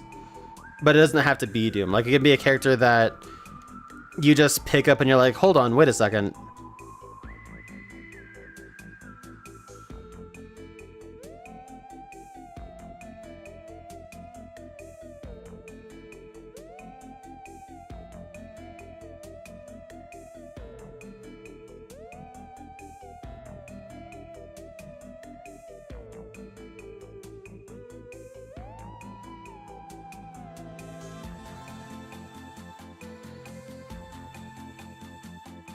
Alright, and sounds good. You have yourself a good one, and good luck tomorrow. As a matter of fact, good luck to everyone. We are into May. We are deep into May. It is final season. I was there for a long time myself. Good luck to everybody doing them.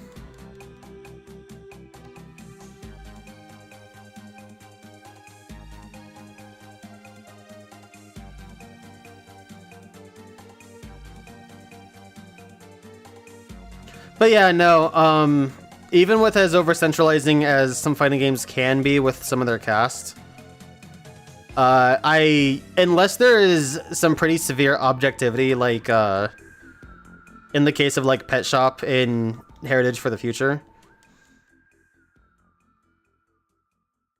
For as tough as it can be sometimes, I really do think that you can make it work, you know? It takes a lot of commitment and a severe grind, along with game knowledge and stuff like that, but I mean, you know, it's like I said, you have Aklo with Link, Junebug with DK, Junebug consistently placing 2 with DK, and stuff like that.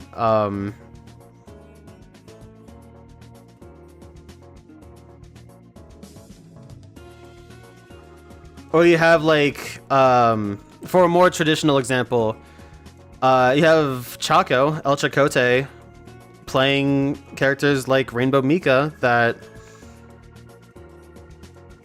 are traditionally considered lower tier, but still, you know, placing in the top 8s and stuff like that. Like, that happens, you know? That happens with a lot of love for a character and, you know, the game knowledge, the game skill, and just the temerity to keep going. That's what makes fighting games so sick, in my opinion, is the capability to do that.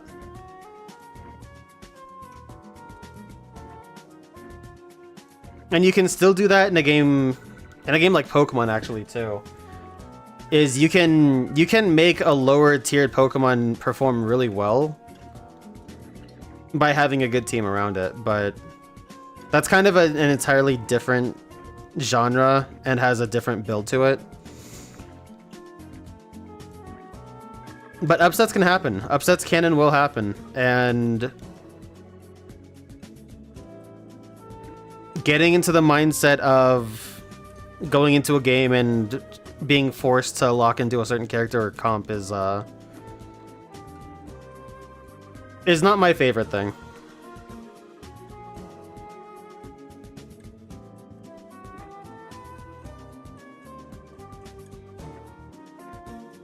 Play mid to low tiers anyway? Yeah, for the most part I do too. I normally find them to be the most fun. That's just the long and short of it.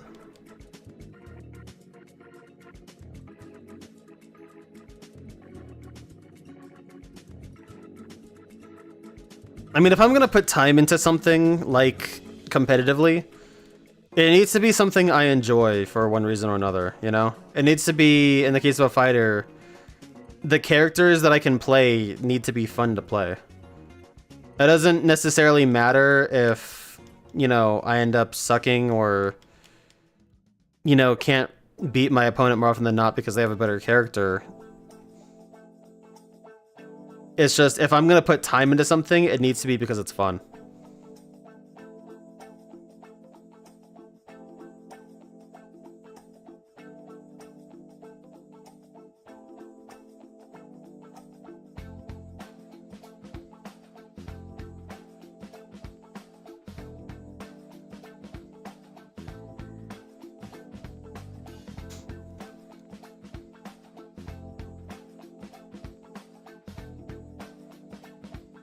But yeah, that's why I think if you are playing MVC with people, it's fine to have, you know, maybe 1 or 2 characters that you're picking because they're meta while you're still trying to come to grasp with the game.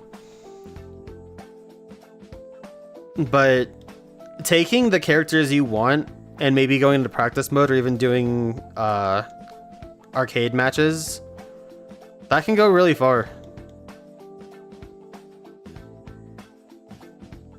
You might even surprise yourself.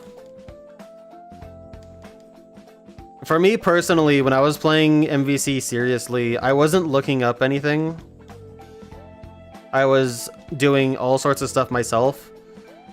And with the tutorials, I guess.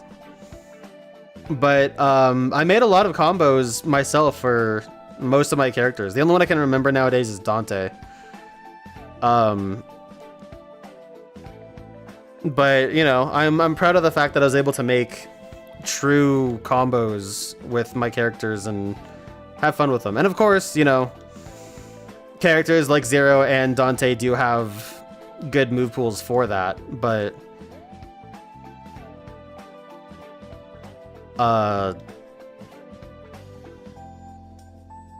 You can also make it work with other characters too. It's just learning that game essence. The game essence is just the hardest part to get down.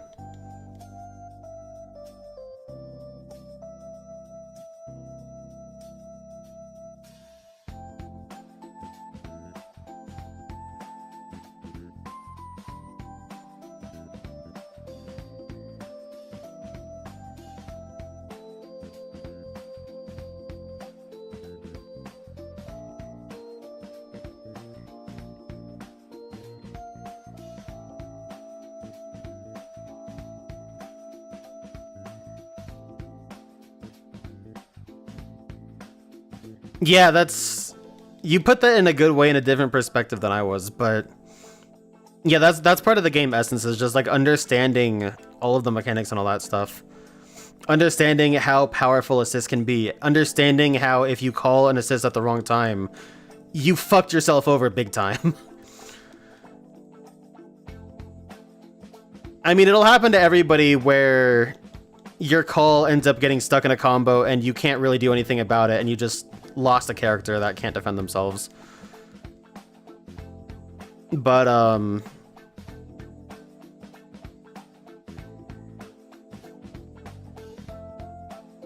But yeah, understanding the game, because it is a very fundamentally different... I wouldn't say fundamentally different. I mean, you know, if you play a 1v1 fighter versus a tag fighter, there's going to be crossover, of course. But... And understanding the different mechanical changes, that is very important.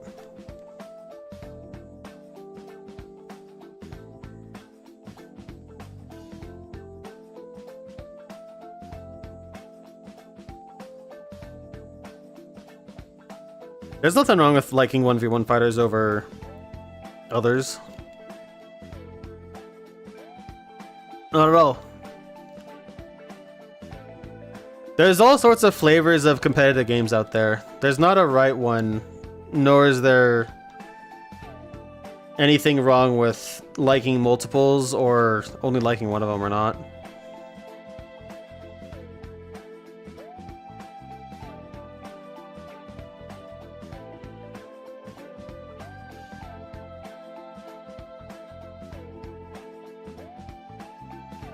But giving them a try and learning how they all work, especially the differences between them, that can lead to some really deep understanding of games and give you some knowledge going into other games that you might not have gone into if you looked at it just from a single perspective.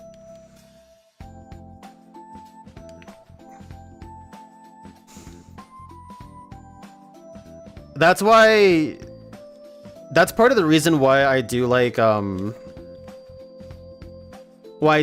like Pokemon, because they really train you on your mental game and learning how to play around another person's mental game.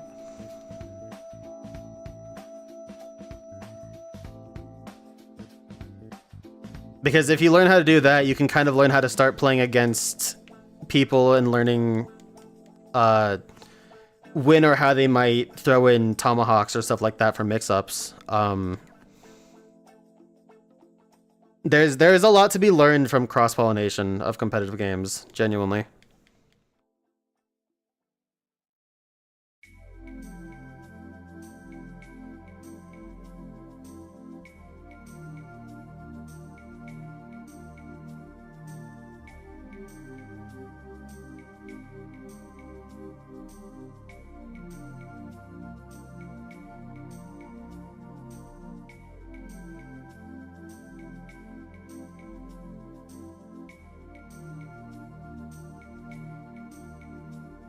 Again, it's one of those things where you gotta know, like, learning the tools that your opponent has available to them, kind of thing, and learning how they might use them.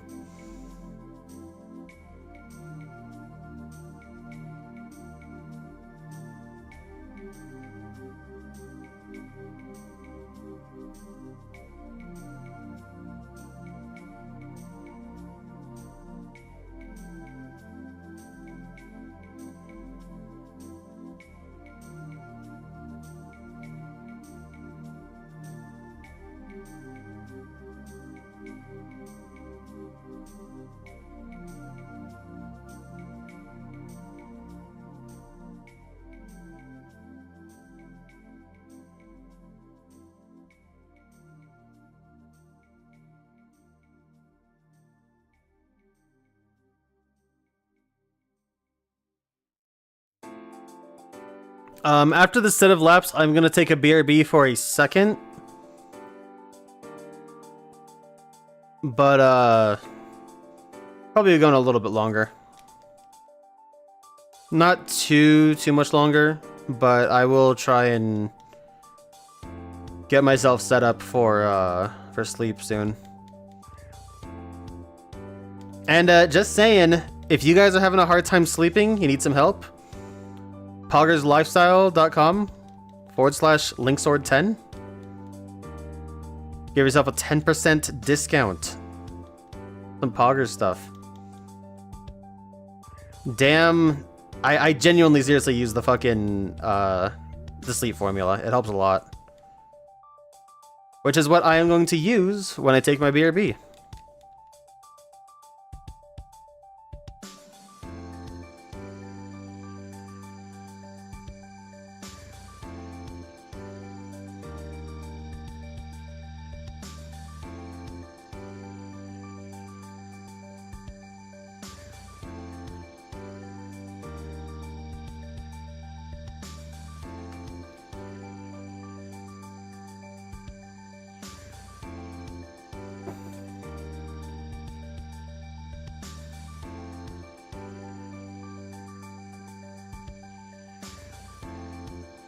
Wow, Manaphy.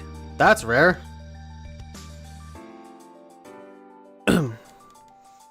Yeah, rival schools I put a little bit of time into. I've actually hanging out with Lost Signal as much as I did. Interesting that he keeps coming up this stream. I was exposed to a lot of fighters. I mean, hell, the biggest one that, quite frankly, is kind of a blemish on my record was I hadn't played a Guilty Gear game until last year, or no, the year before. And I don't even remember which one we played, but that was the first Guilty Gear that I had played in general. And I liked Milia. She was cool.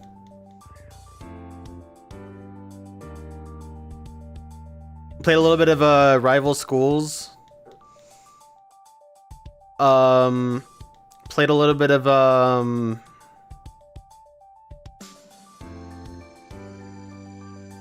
what was it? It was a Dreamcast game. Of course it was, because it was with him. I don't know if it was Rival Schools. I don't think it was. But it was this big ass like crossover game on the Dreamcast that was like a big fighter.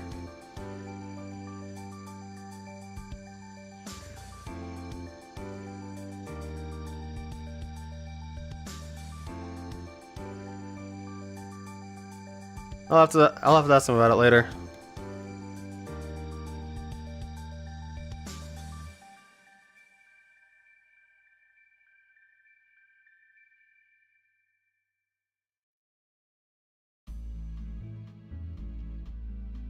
Played some other ones like Technomancer. Technomancer's cool. Or Techromancer, excuse me, not Technomancer. That's a class in some MMO, I'm sure. But Techromancer was what I played.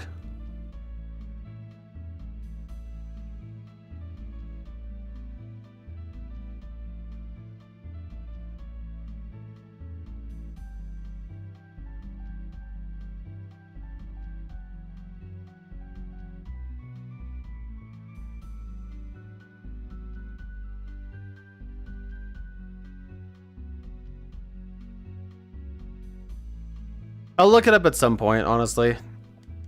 Because genuinely, I would love to do a Dreamcast scramble with Signal on the stream at some point.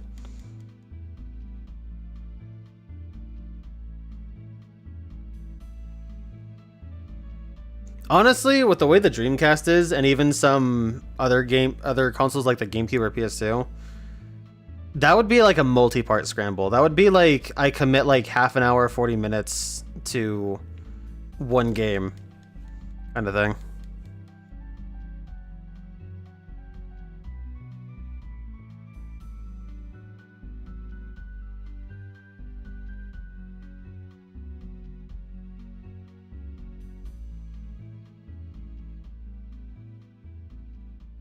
Frame Gride? I wonder if I've played that. Let me look this up.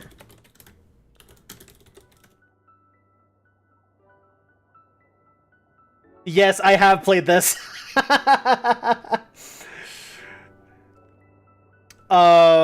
This is this a Japanese only game? I'm pretty sure this is a game that didn't get localized, cuz if this is how I think it was, I had to navigate the menus and try to learn how to play the fucking game while I was doing that. Yeah, I have played this. I've absolutely played this.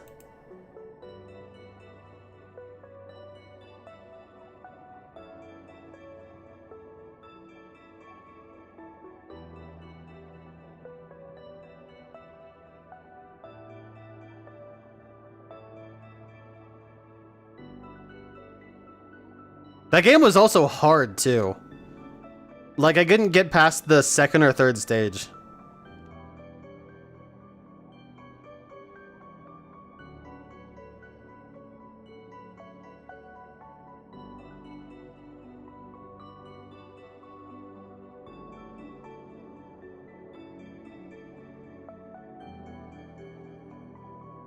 Million Arcana Blood?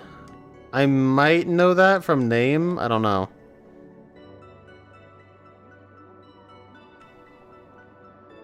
Nope.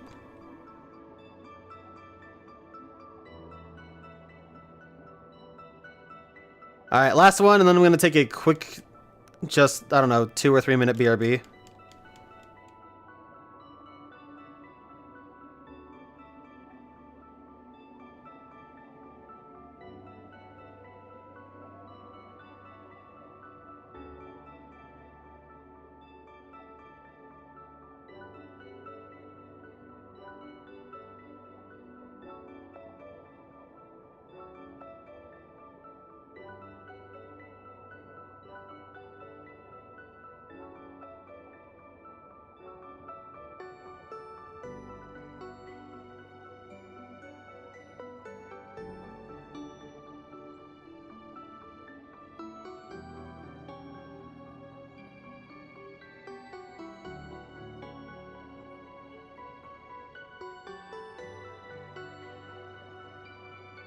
Maybe I don't know it. I don't know.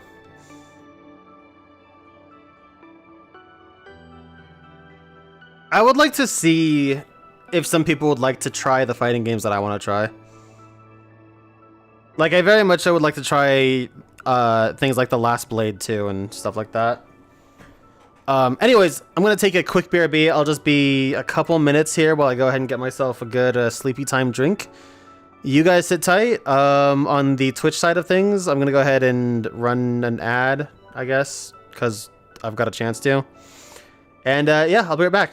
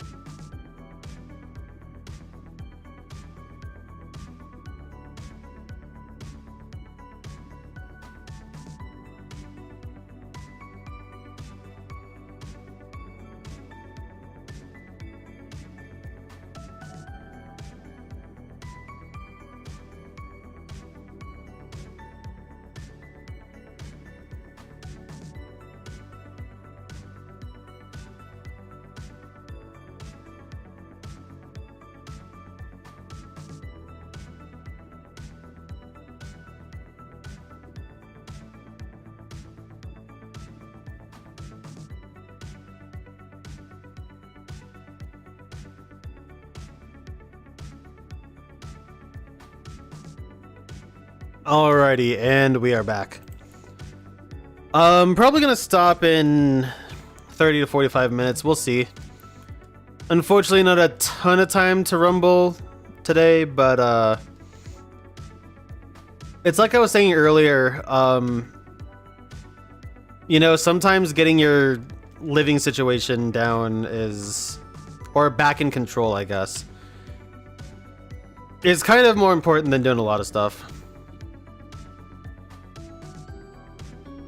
But I was able to get a lot done today, and I'm quite pleased with the results. Was able to polish up some furniture, clean some stuff, get stuff put away, figure out a floor plan for some other things.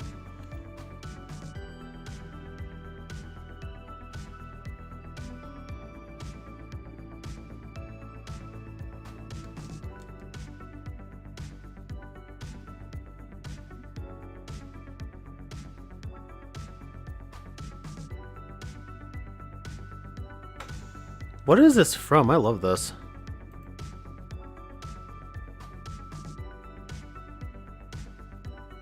What the fuck?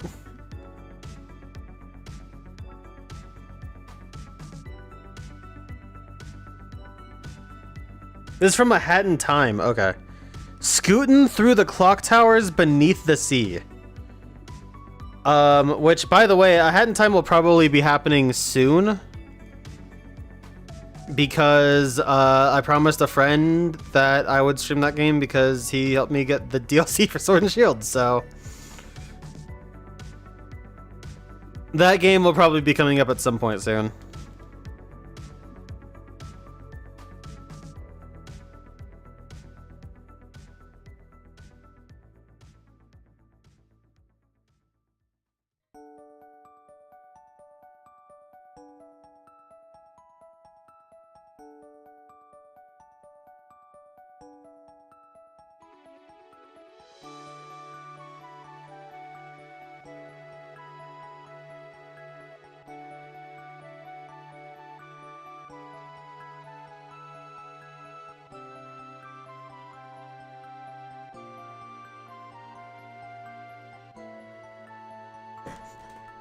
Yeah, there's a lot of really good games that I would like to get back to and try at some point.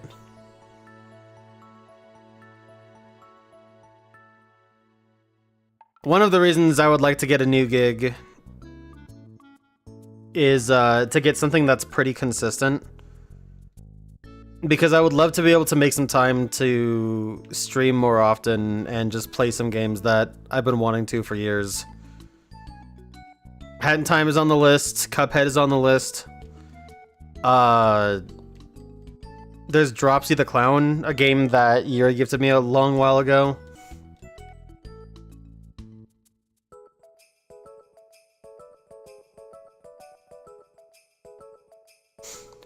And I feel like especially... excuse me. Especially in the past year, I haven't had that much time to just game.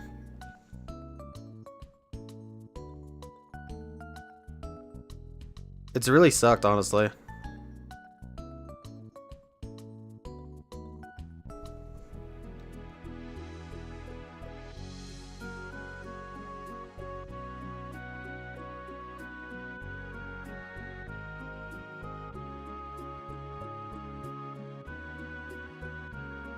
Looking at making a D&D character? Nice, Bella.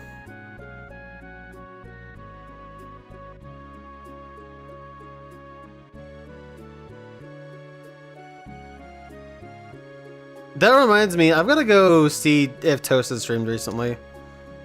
Because I know that he was doing D&D for a while and he was trying to make another campaign too. I don't know if he has though.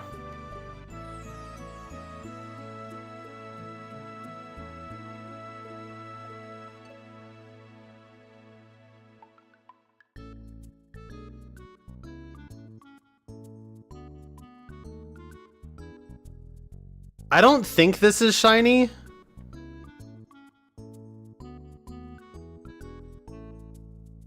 But like, I guess I'll take it out anyway.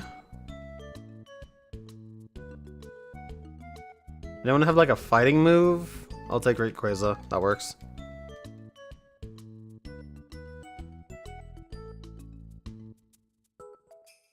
Yeah, just sit there and take it. Good job, Lynn.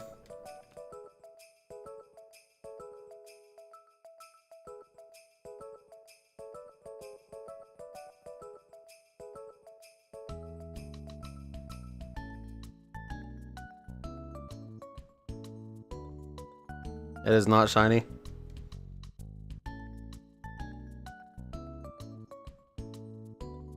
Yeah, welcome back, Brad. Yeah, it's a game I just haven't played. I need to fix that.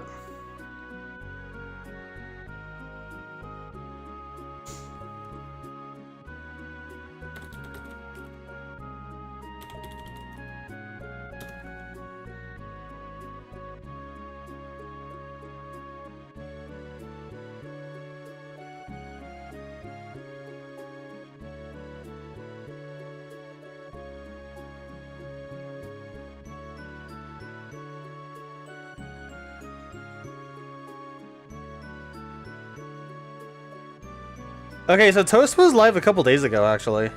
He was doing Outer Wilds. It looks like he's also doing Kaizo Ironmon again, too. Which is pretty cool.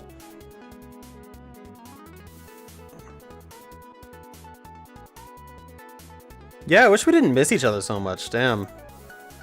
I gotta see how he's doing.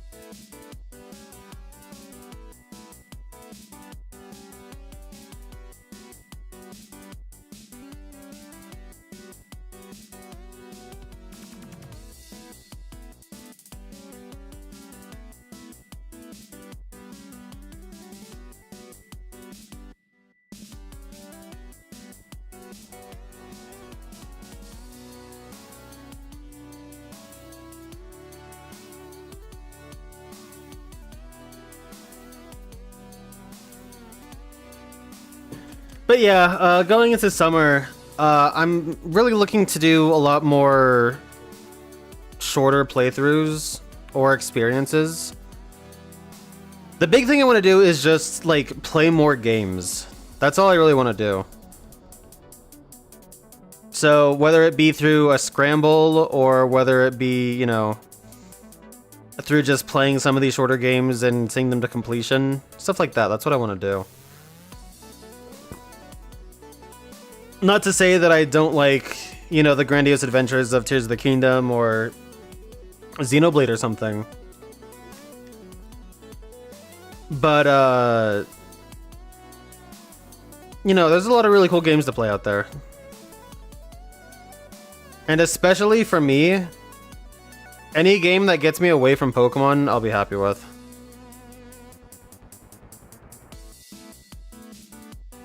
Pokemon or Monhun. Admittedly, I've been kind of thinking about it as I said it earlier. Yeah, I could use a good Monhun break.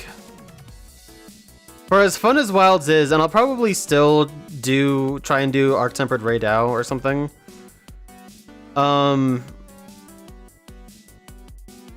It really does, like, it's just not vibing with me as much as Rise or GU has been. And I still have a lot in those games I would like to do anyway, so when I do get back to it, I'll probably go to those games instead. But I do have a lot of time in it the past year, and maybe I could use a good couple months away.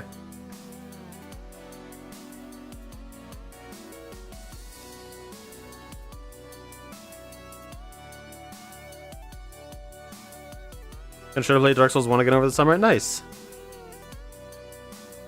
I will probably wait until I have totes around consistently to finish Dark Souls 1.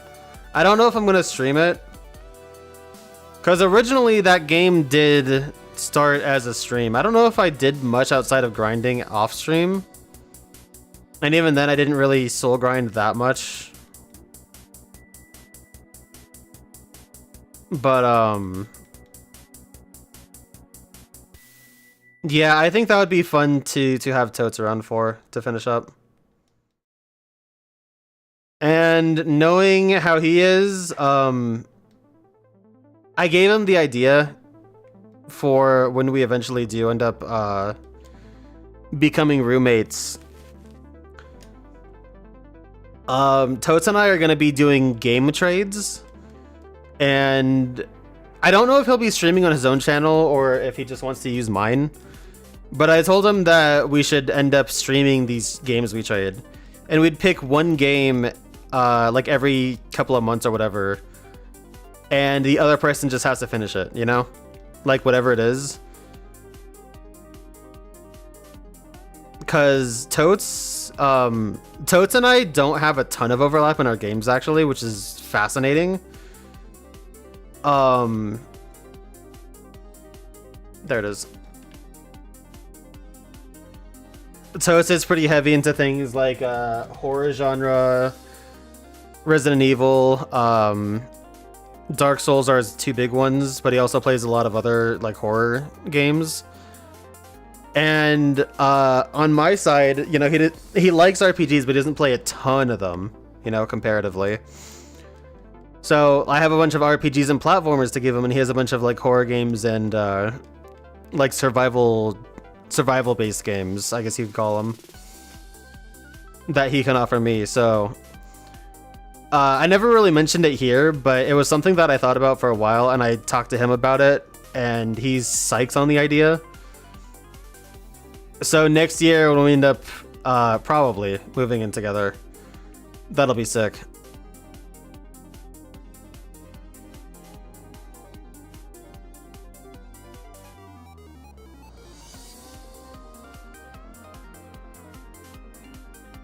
Yeah, exactly, Pichu. That's the idea, is where it's like it's fun to play those games and always have something to do. But shorter games offer some really nice, tight, and complete packages.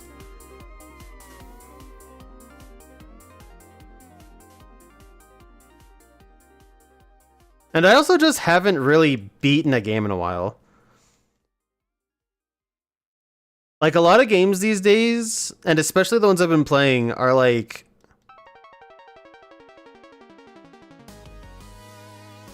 I don't even know how to describe it necessarily. Hold on, wait. This album's sick. I want to restart this.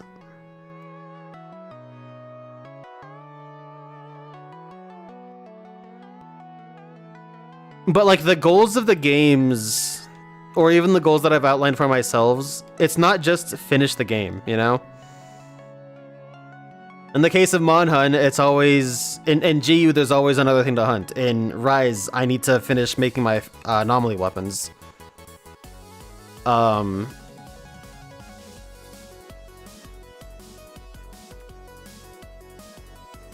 In Wilds, and I mean these are all Monhun, but just as an example, you know, in Monhun I'm still trying to get the decos that I need to finish my set. For Pokemon, it's like all about getting all of the things that I want to get in all the games, you know? Like, Pikmin has been the only game I've beaten this year, technically speaking. And it was really fun to play that game and see it through. I actually, a couple weeks ago, I was playing Dust, an Elysian Tale. And I was having a lot of fun with that. I haven't played it since because I haven't really had the time to play anything for myself. But I started that game on my 360 a long time ago, and I was looking and I'm like, you know, I always wanted to finish this game and I never did.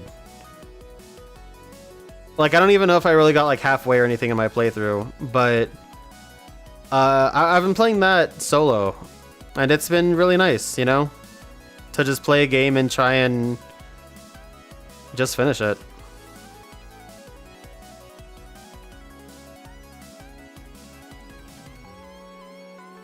Yeah, I thought Game Trade streams would be awesome.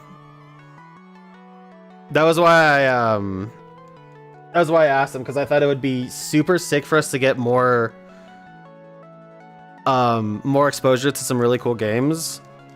Because of course we're gonna trust each other with game recs pretty damn well. And also just make for some decent content.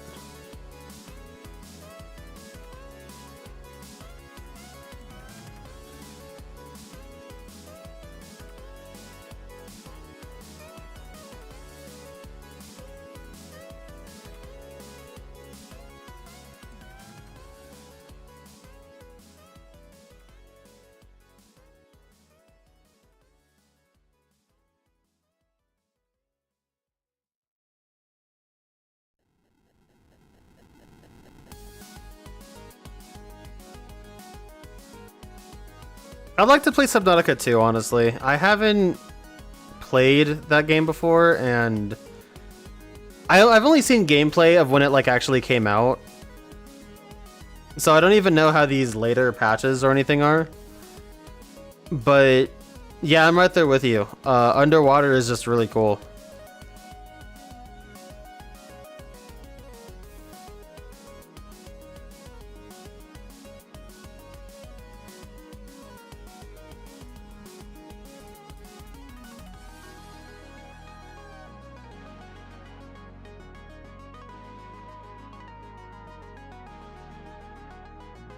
Nice.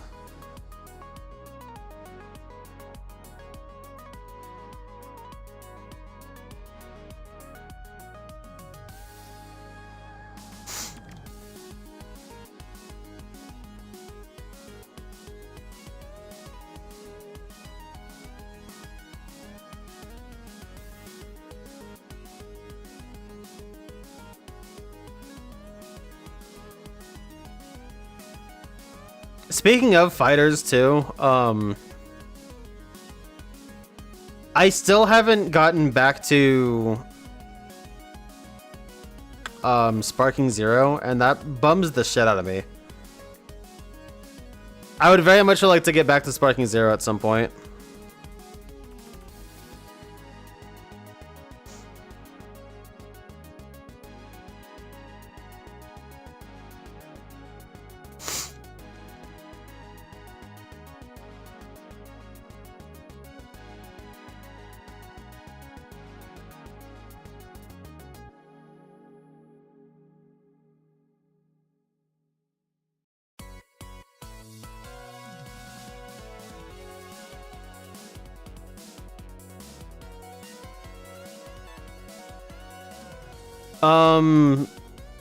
Pichu, do you know offhand what the one survival game is on Dreamcast where you're like going through like an amusement park?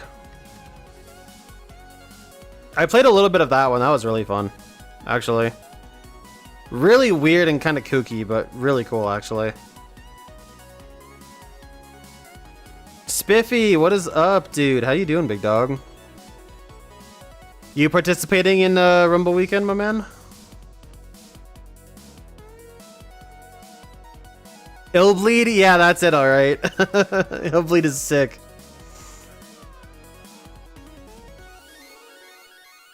There's so many cool early 2000s games to play.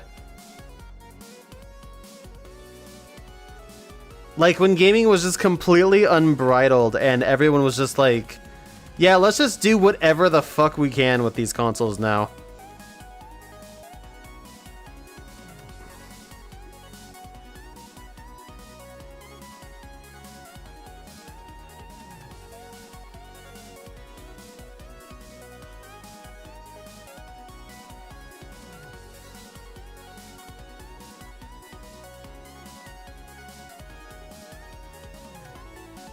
Got 3 shinies? Hey, not bad.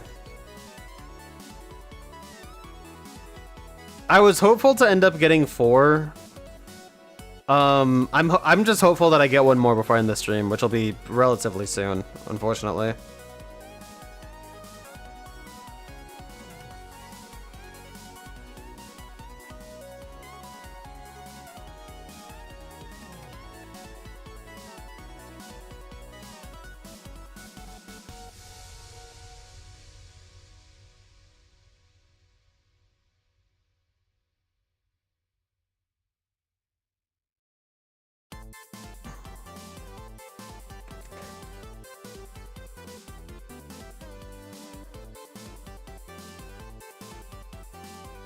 Yeah, I'd love to go until the end of Rumble Weekend for me, but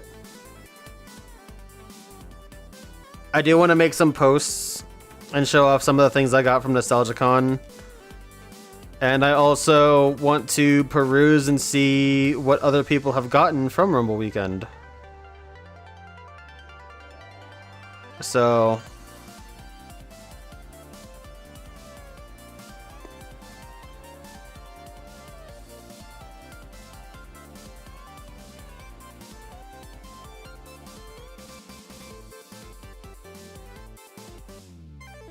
gotta sack that time, you know?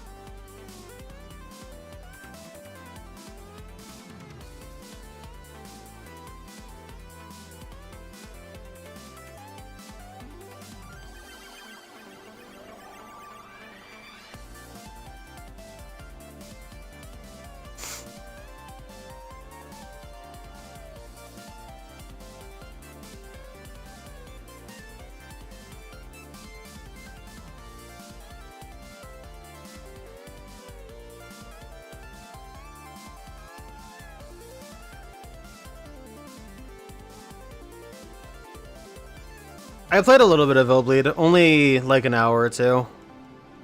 Not a ton of time into it, but it is really neat.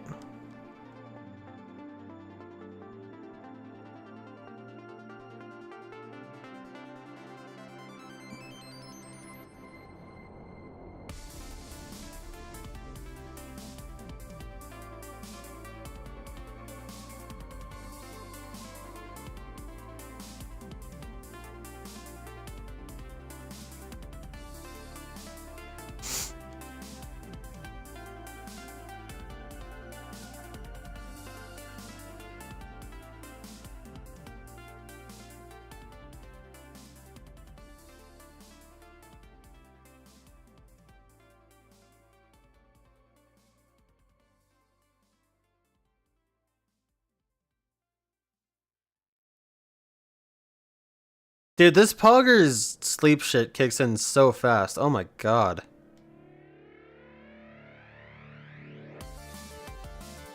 I mean, like, I know, you know, I'm affiliated with them and I shill them and all that stuff, but like, Jesus Christ. When did I take that BRB? I only had a few sips of this stuff.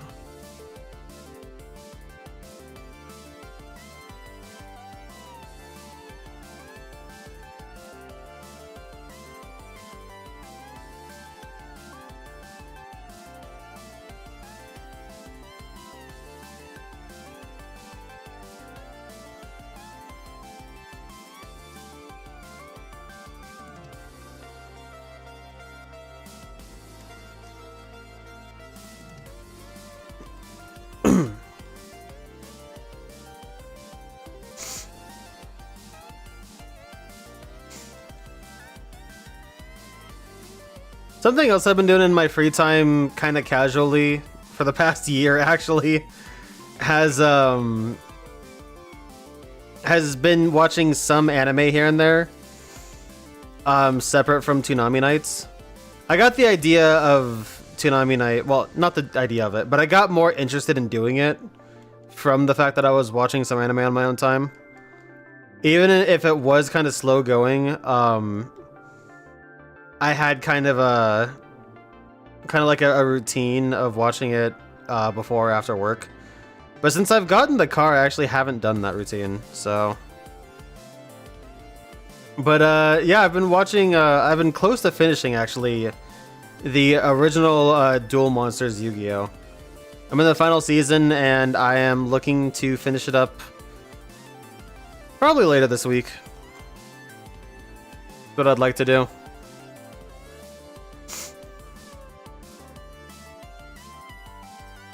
I don't know how many episodes I have left of it, but I doubt I have too much more.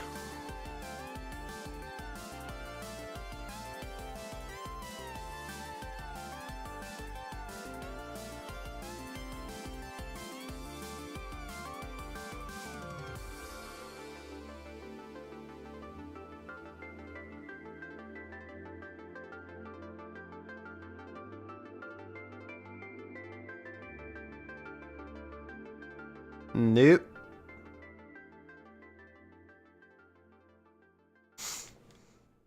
This would be one of the times where I'd actually be okay getting a shiny Hoppip. Just saying.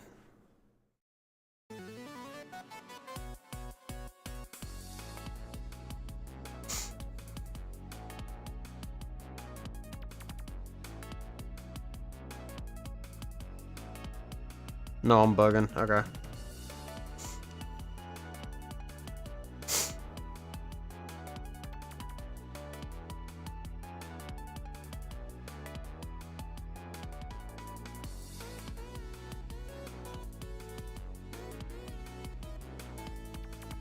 Need to hammer down and focus on getting a shiny Dunsparce.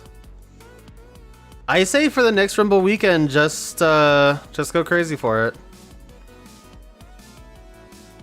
I mean, think about it. There's already going to be a reason to play the game. So by the time it rolls around, it'll coincide with their goals, you know?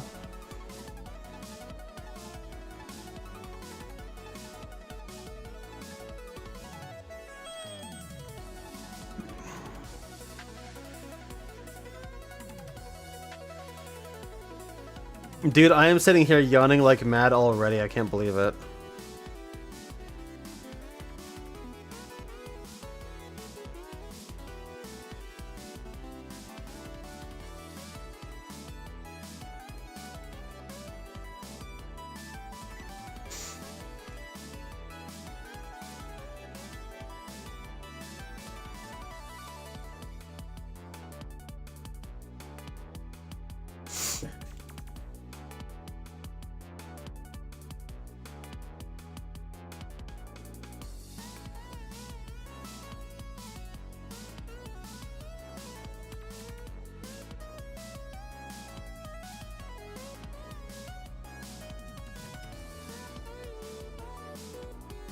I get ya. Okay.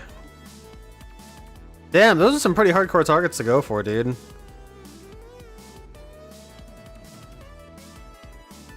I've seen, I think it was Yuxi or maybe Azelf from Professor Rex. But I mean, he plays with so many and so many consoles. He plays with so many people on so many consoles, I guess. For those that don't know, actually, the odds will double for you to get a shiny if you have multiple players. So if you have 2 people, then it goes from 1 in 8192 to 1 in 4096. I'm assuming if you have 3, then it goes to 2048. And then if you have 4, then it's 1 in 1024.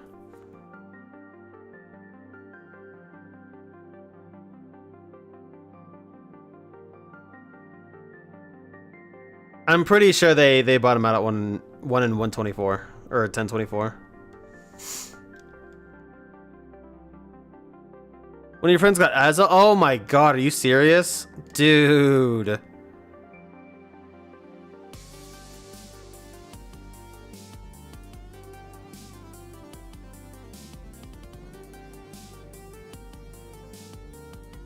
I'm gonna go ahead and do one more lap after this. So we got 2 laps total. Unless I get a shiny, we're looking at the end of Rumble weekend this time. I would like to see at some point if anybody knows what number Rumble weekend this is.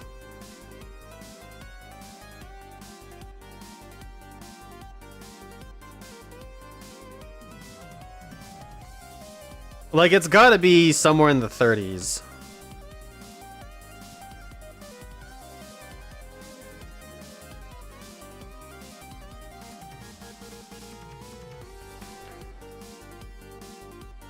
My guess is 31.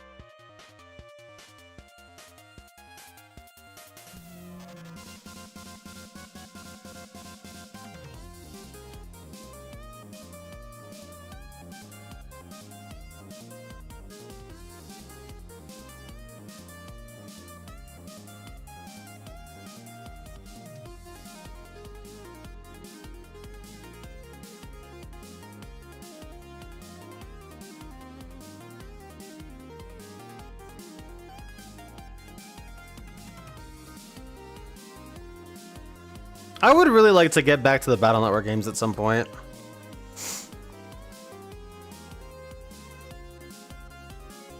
I would love to do a full... If I had the schedule that I'm supposed to be getting now, who knows? Maybe there could have been a Mega May where I just play nothing but the Legacy Collection, the Battle Network Legacy Collection, and just go crazy. That'd be kind of cool. Maybe I can do that next year. God willing.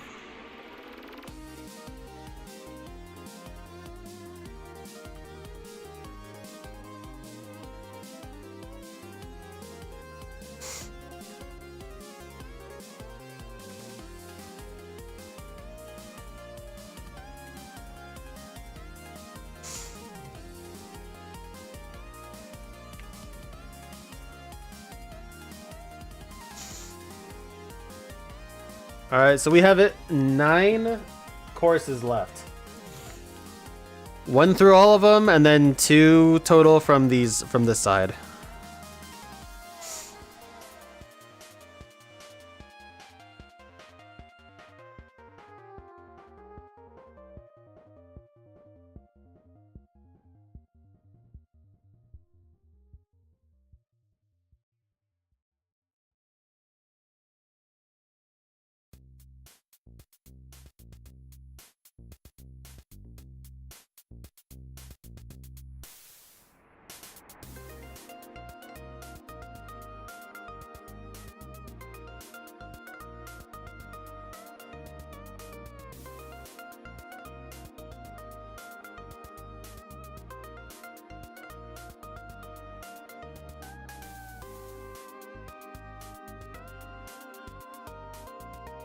This is a remix of Gemini Man stage. It sounds so Sonic.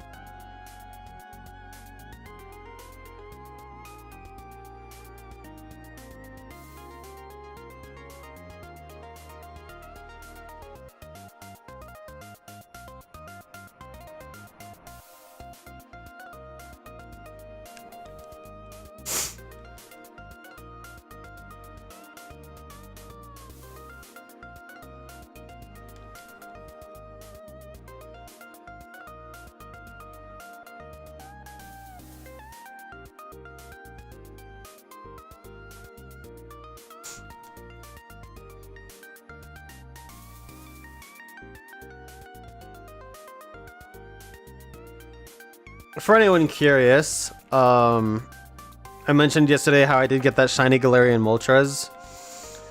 I did transfer it in this morning. I meant to do it at the end of the, or before I went to bed last night.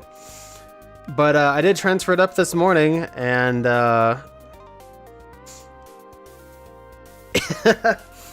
it's max because of how its stats were in Go. It has max defense and special defense, which is sick. It's a bold nature, which I don't really know how the nature is determined when transferring from Go, nor do I know how the speed is determined other than probably its PID, which probably dictates the nature too. But it has like no defense, or no speed rather, which I find kind of comical. It has like probably less than 10 IVs and its speed.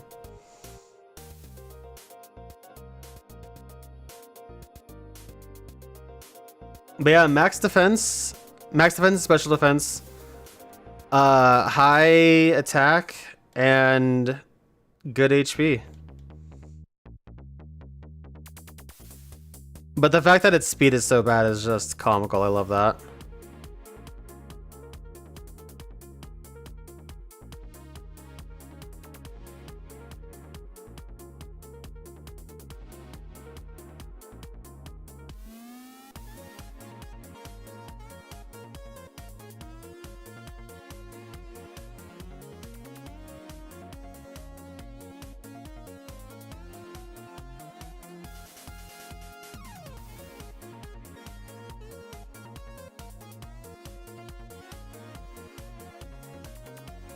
All right, the last loop Unless we get a shiny, this'll do it.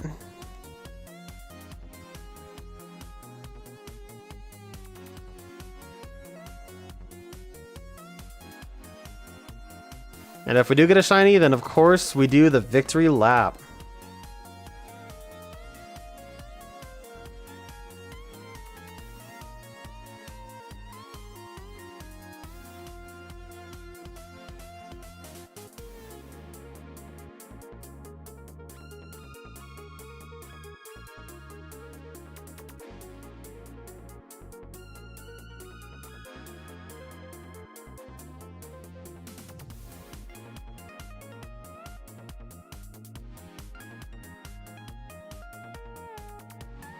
Shiny hype.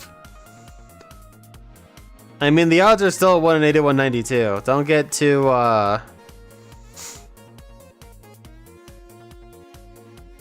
don't get too excited. I'm actually gonna take a look and see.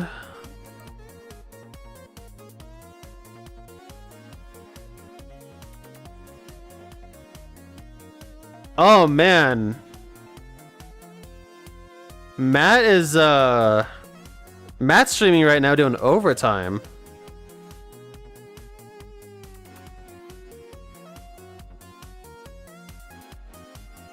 If he is still streaming by the time I finish, I'll go ahead and raid him.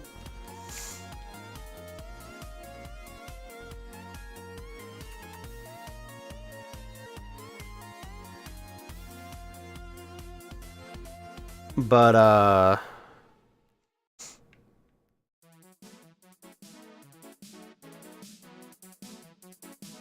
yeah, wonder if we're all kind of droughting.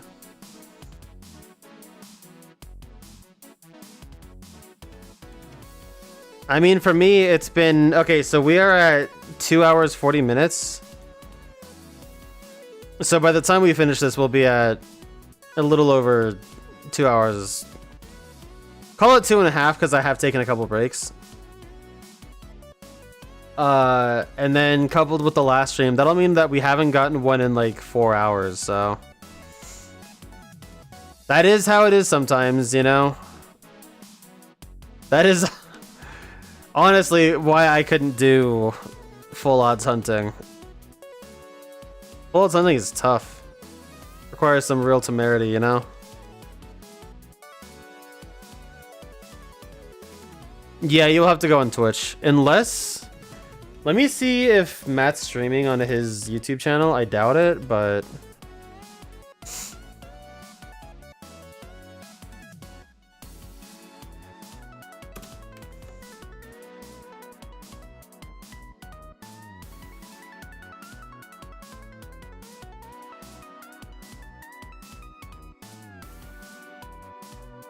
Maybe on his second channel?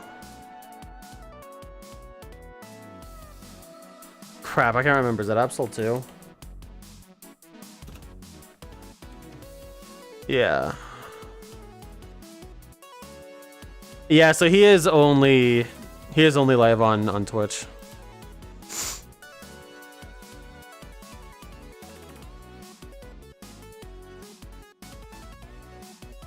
You're at 139 on Bright Beach? That's how many runs you've done without a shiny? Damn, dude. I was just saying earlier, I think it was Avery that was counting the runs he'd done without a shiny. And he had something like 109, I think, last night before he got Whalmer. That he unfortunately ended up going and quitting the terminal on, but... Yeah, no, I totally feel it. I really should. I think the next time I stream this, or the next Rumble weekend rather, I'll have a counter on runs. Cause I think that would be really cool, honestly.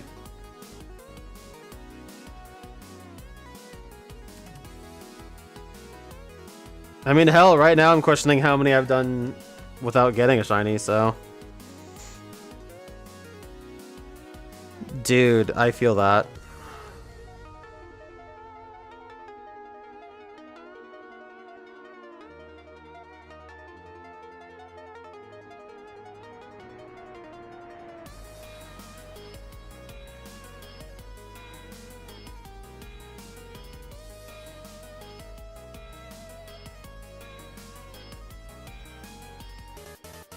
Yeah, right.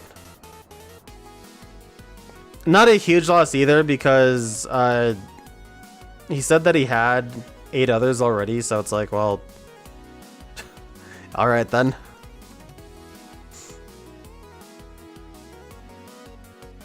If it was true that you could release 5 shinies of the same Pokemon and then the ticket you get for the evolution or the associated Pokemon would be shiny, if that was true, that would have been sick, because you could definitely just guarantee getting a shiny Wailord out of that, but unfortunately, that is not how it works.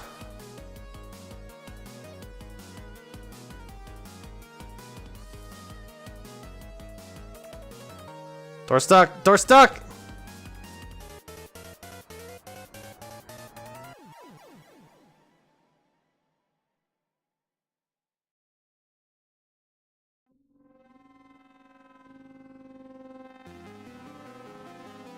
Alright, we got 2 more stages left. 2 more routes to go, and that'll finish my Rumble weekend.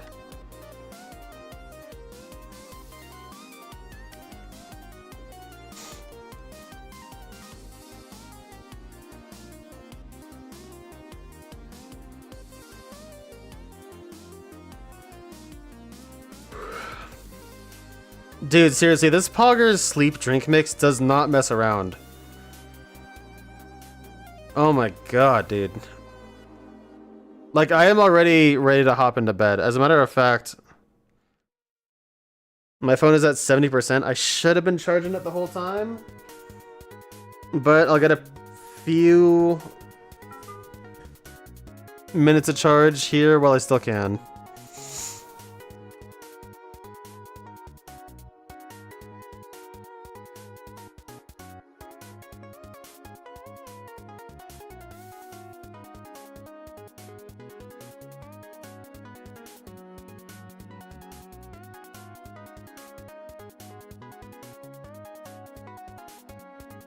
Am I high? No.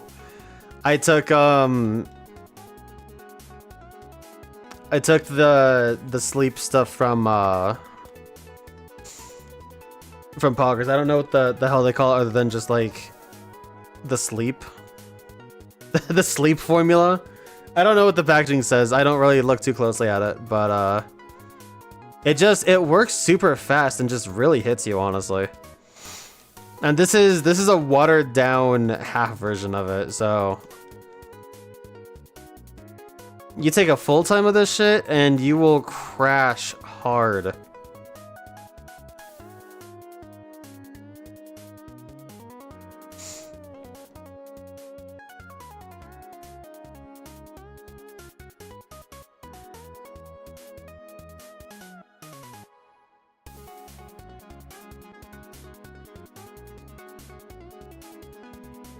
Trust me, Bella.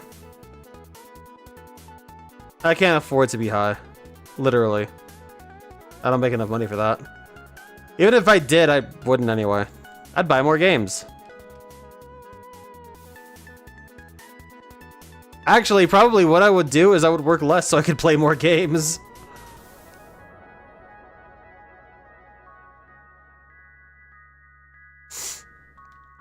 You know, gotta enjoy the moment with all you got, right?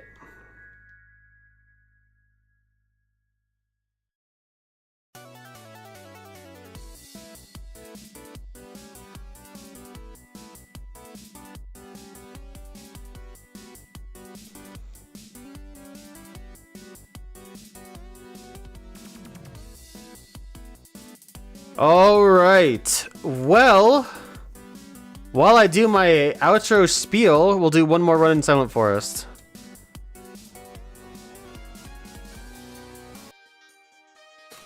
Alright, yeah, so this is gonna do it for me. I thank you guys so much for watching. Genuinely, your guys' support really does just matter a ton. So, you know, people chatting, joining the Discord, and just engaging with me a little bit when I make my silly little posts on Twitter and stuff. I really do appreciate it, you guys, so if it wasn't for you all, I probably wouldn't still be doing this. But, well, you know, I am. And that's cool. But I'll be back at some point later in the week. I don't know exactly how my week is going to go. I'll probably be back on Friday or something. And I'll be doing some random stuff. Not super, like, random out of pocket kind of thing. But, you know, maybe I end up doing a little bit of Sparking Zero. Maybe I end up doing Pikmin. Maybe I start a Hat in Time or Metal Gear Solid 3 or something, because I actually owe two people two different games. So I might start something else for that. But, you know, we'll see. We'll see what happens, truly. Maybe I end up doing Arc-Tempered Raidou. Maybe I do...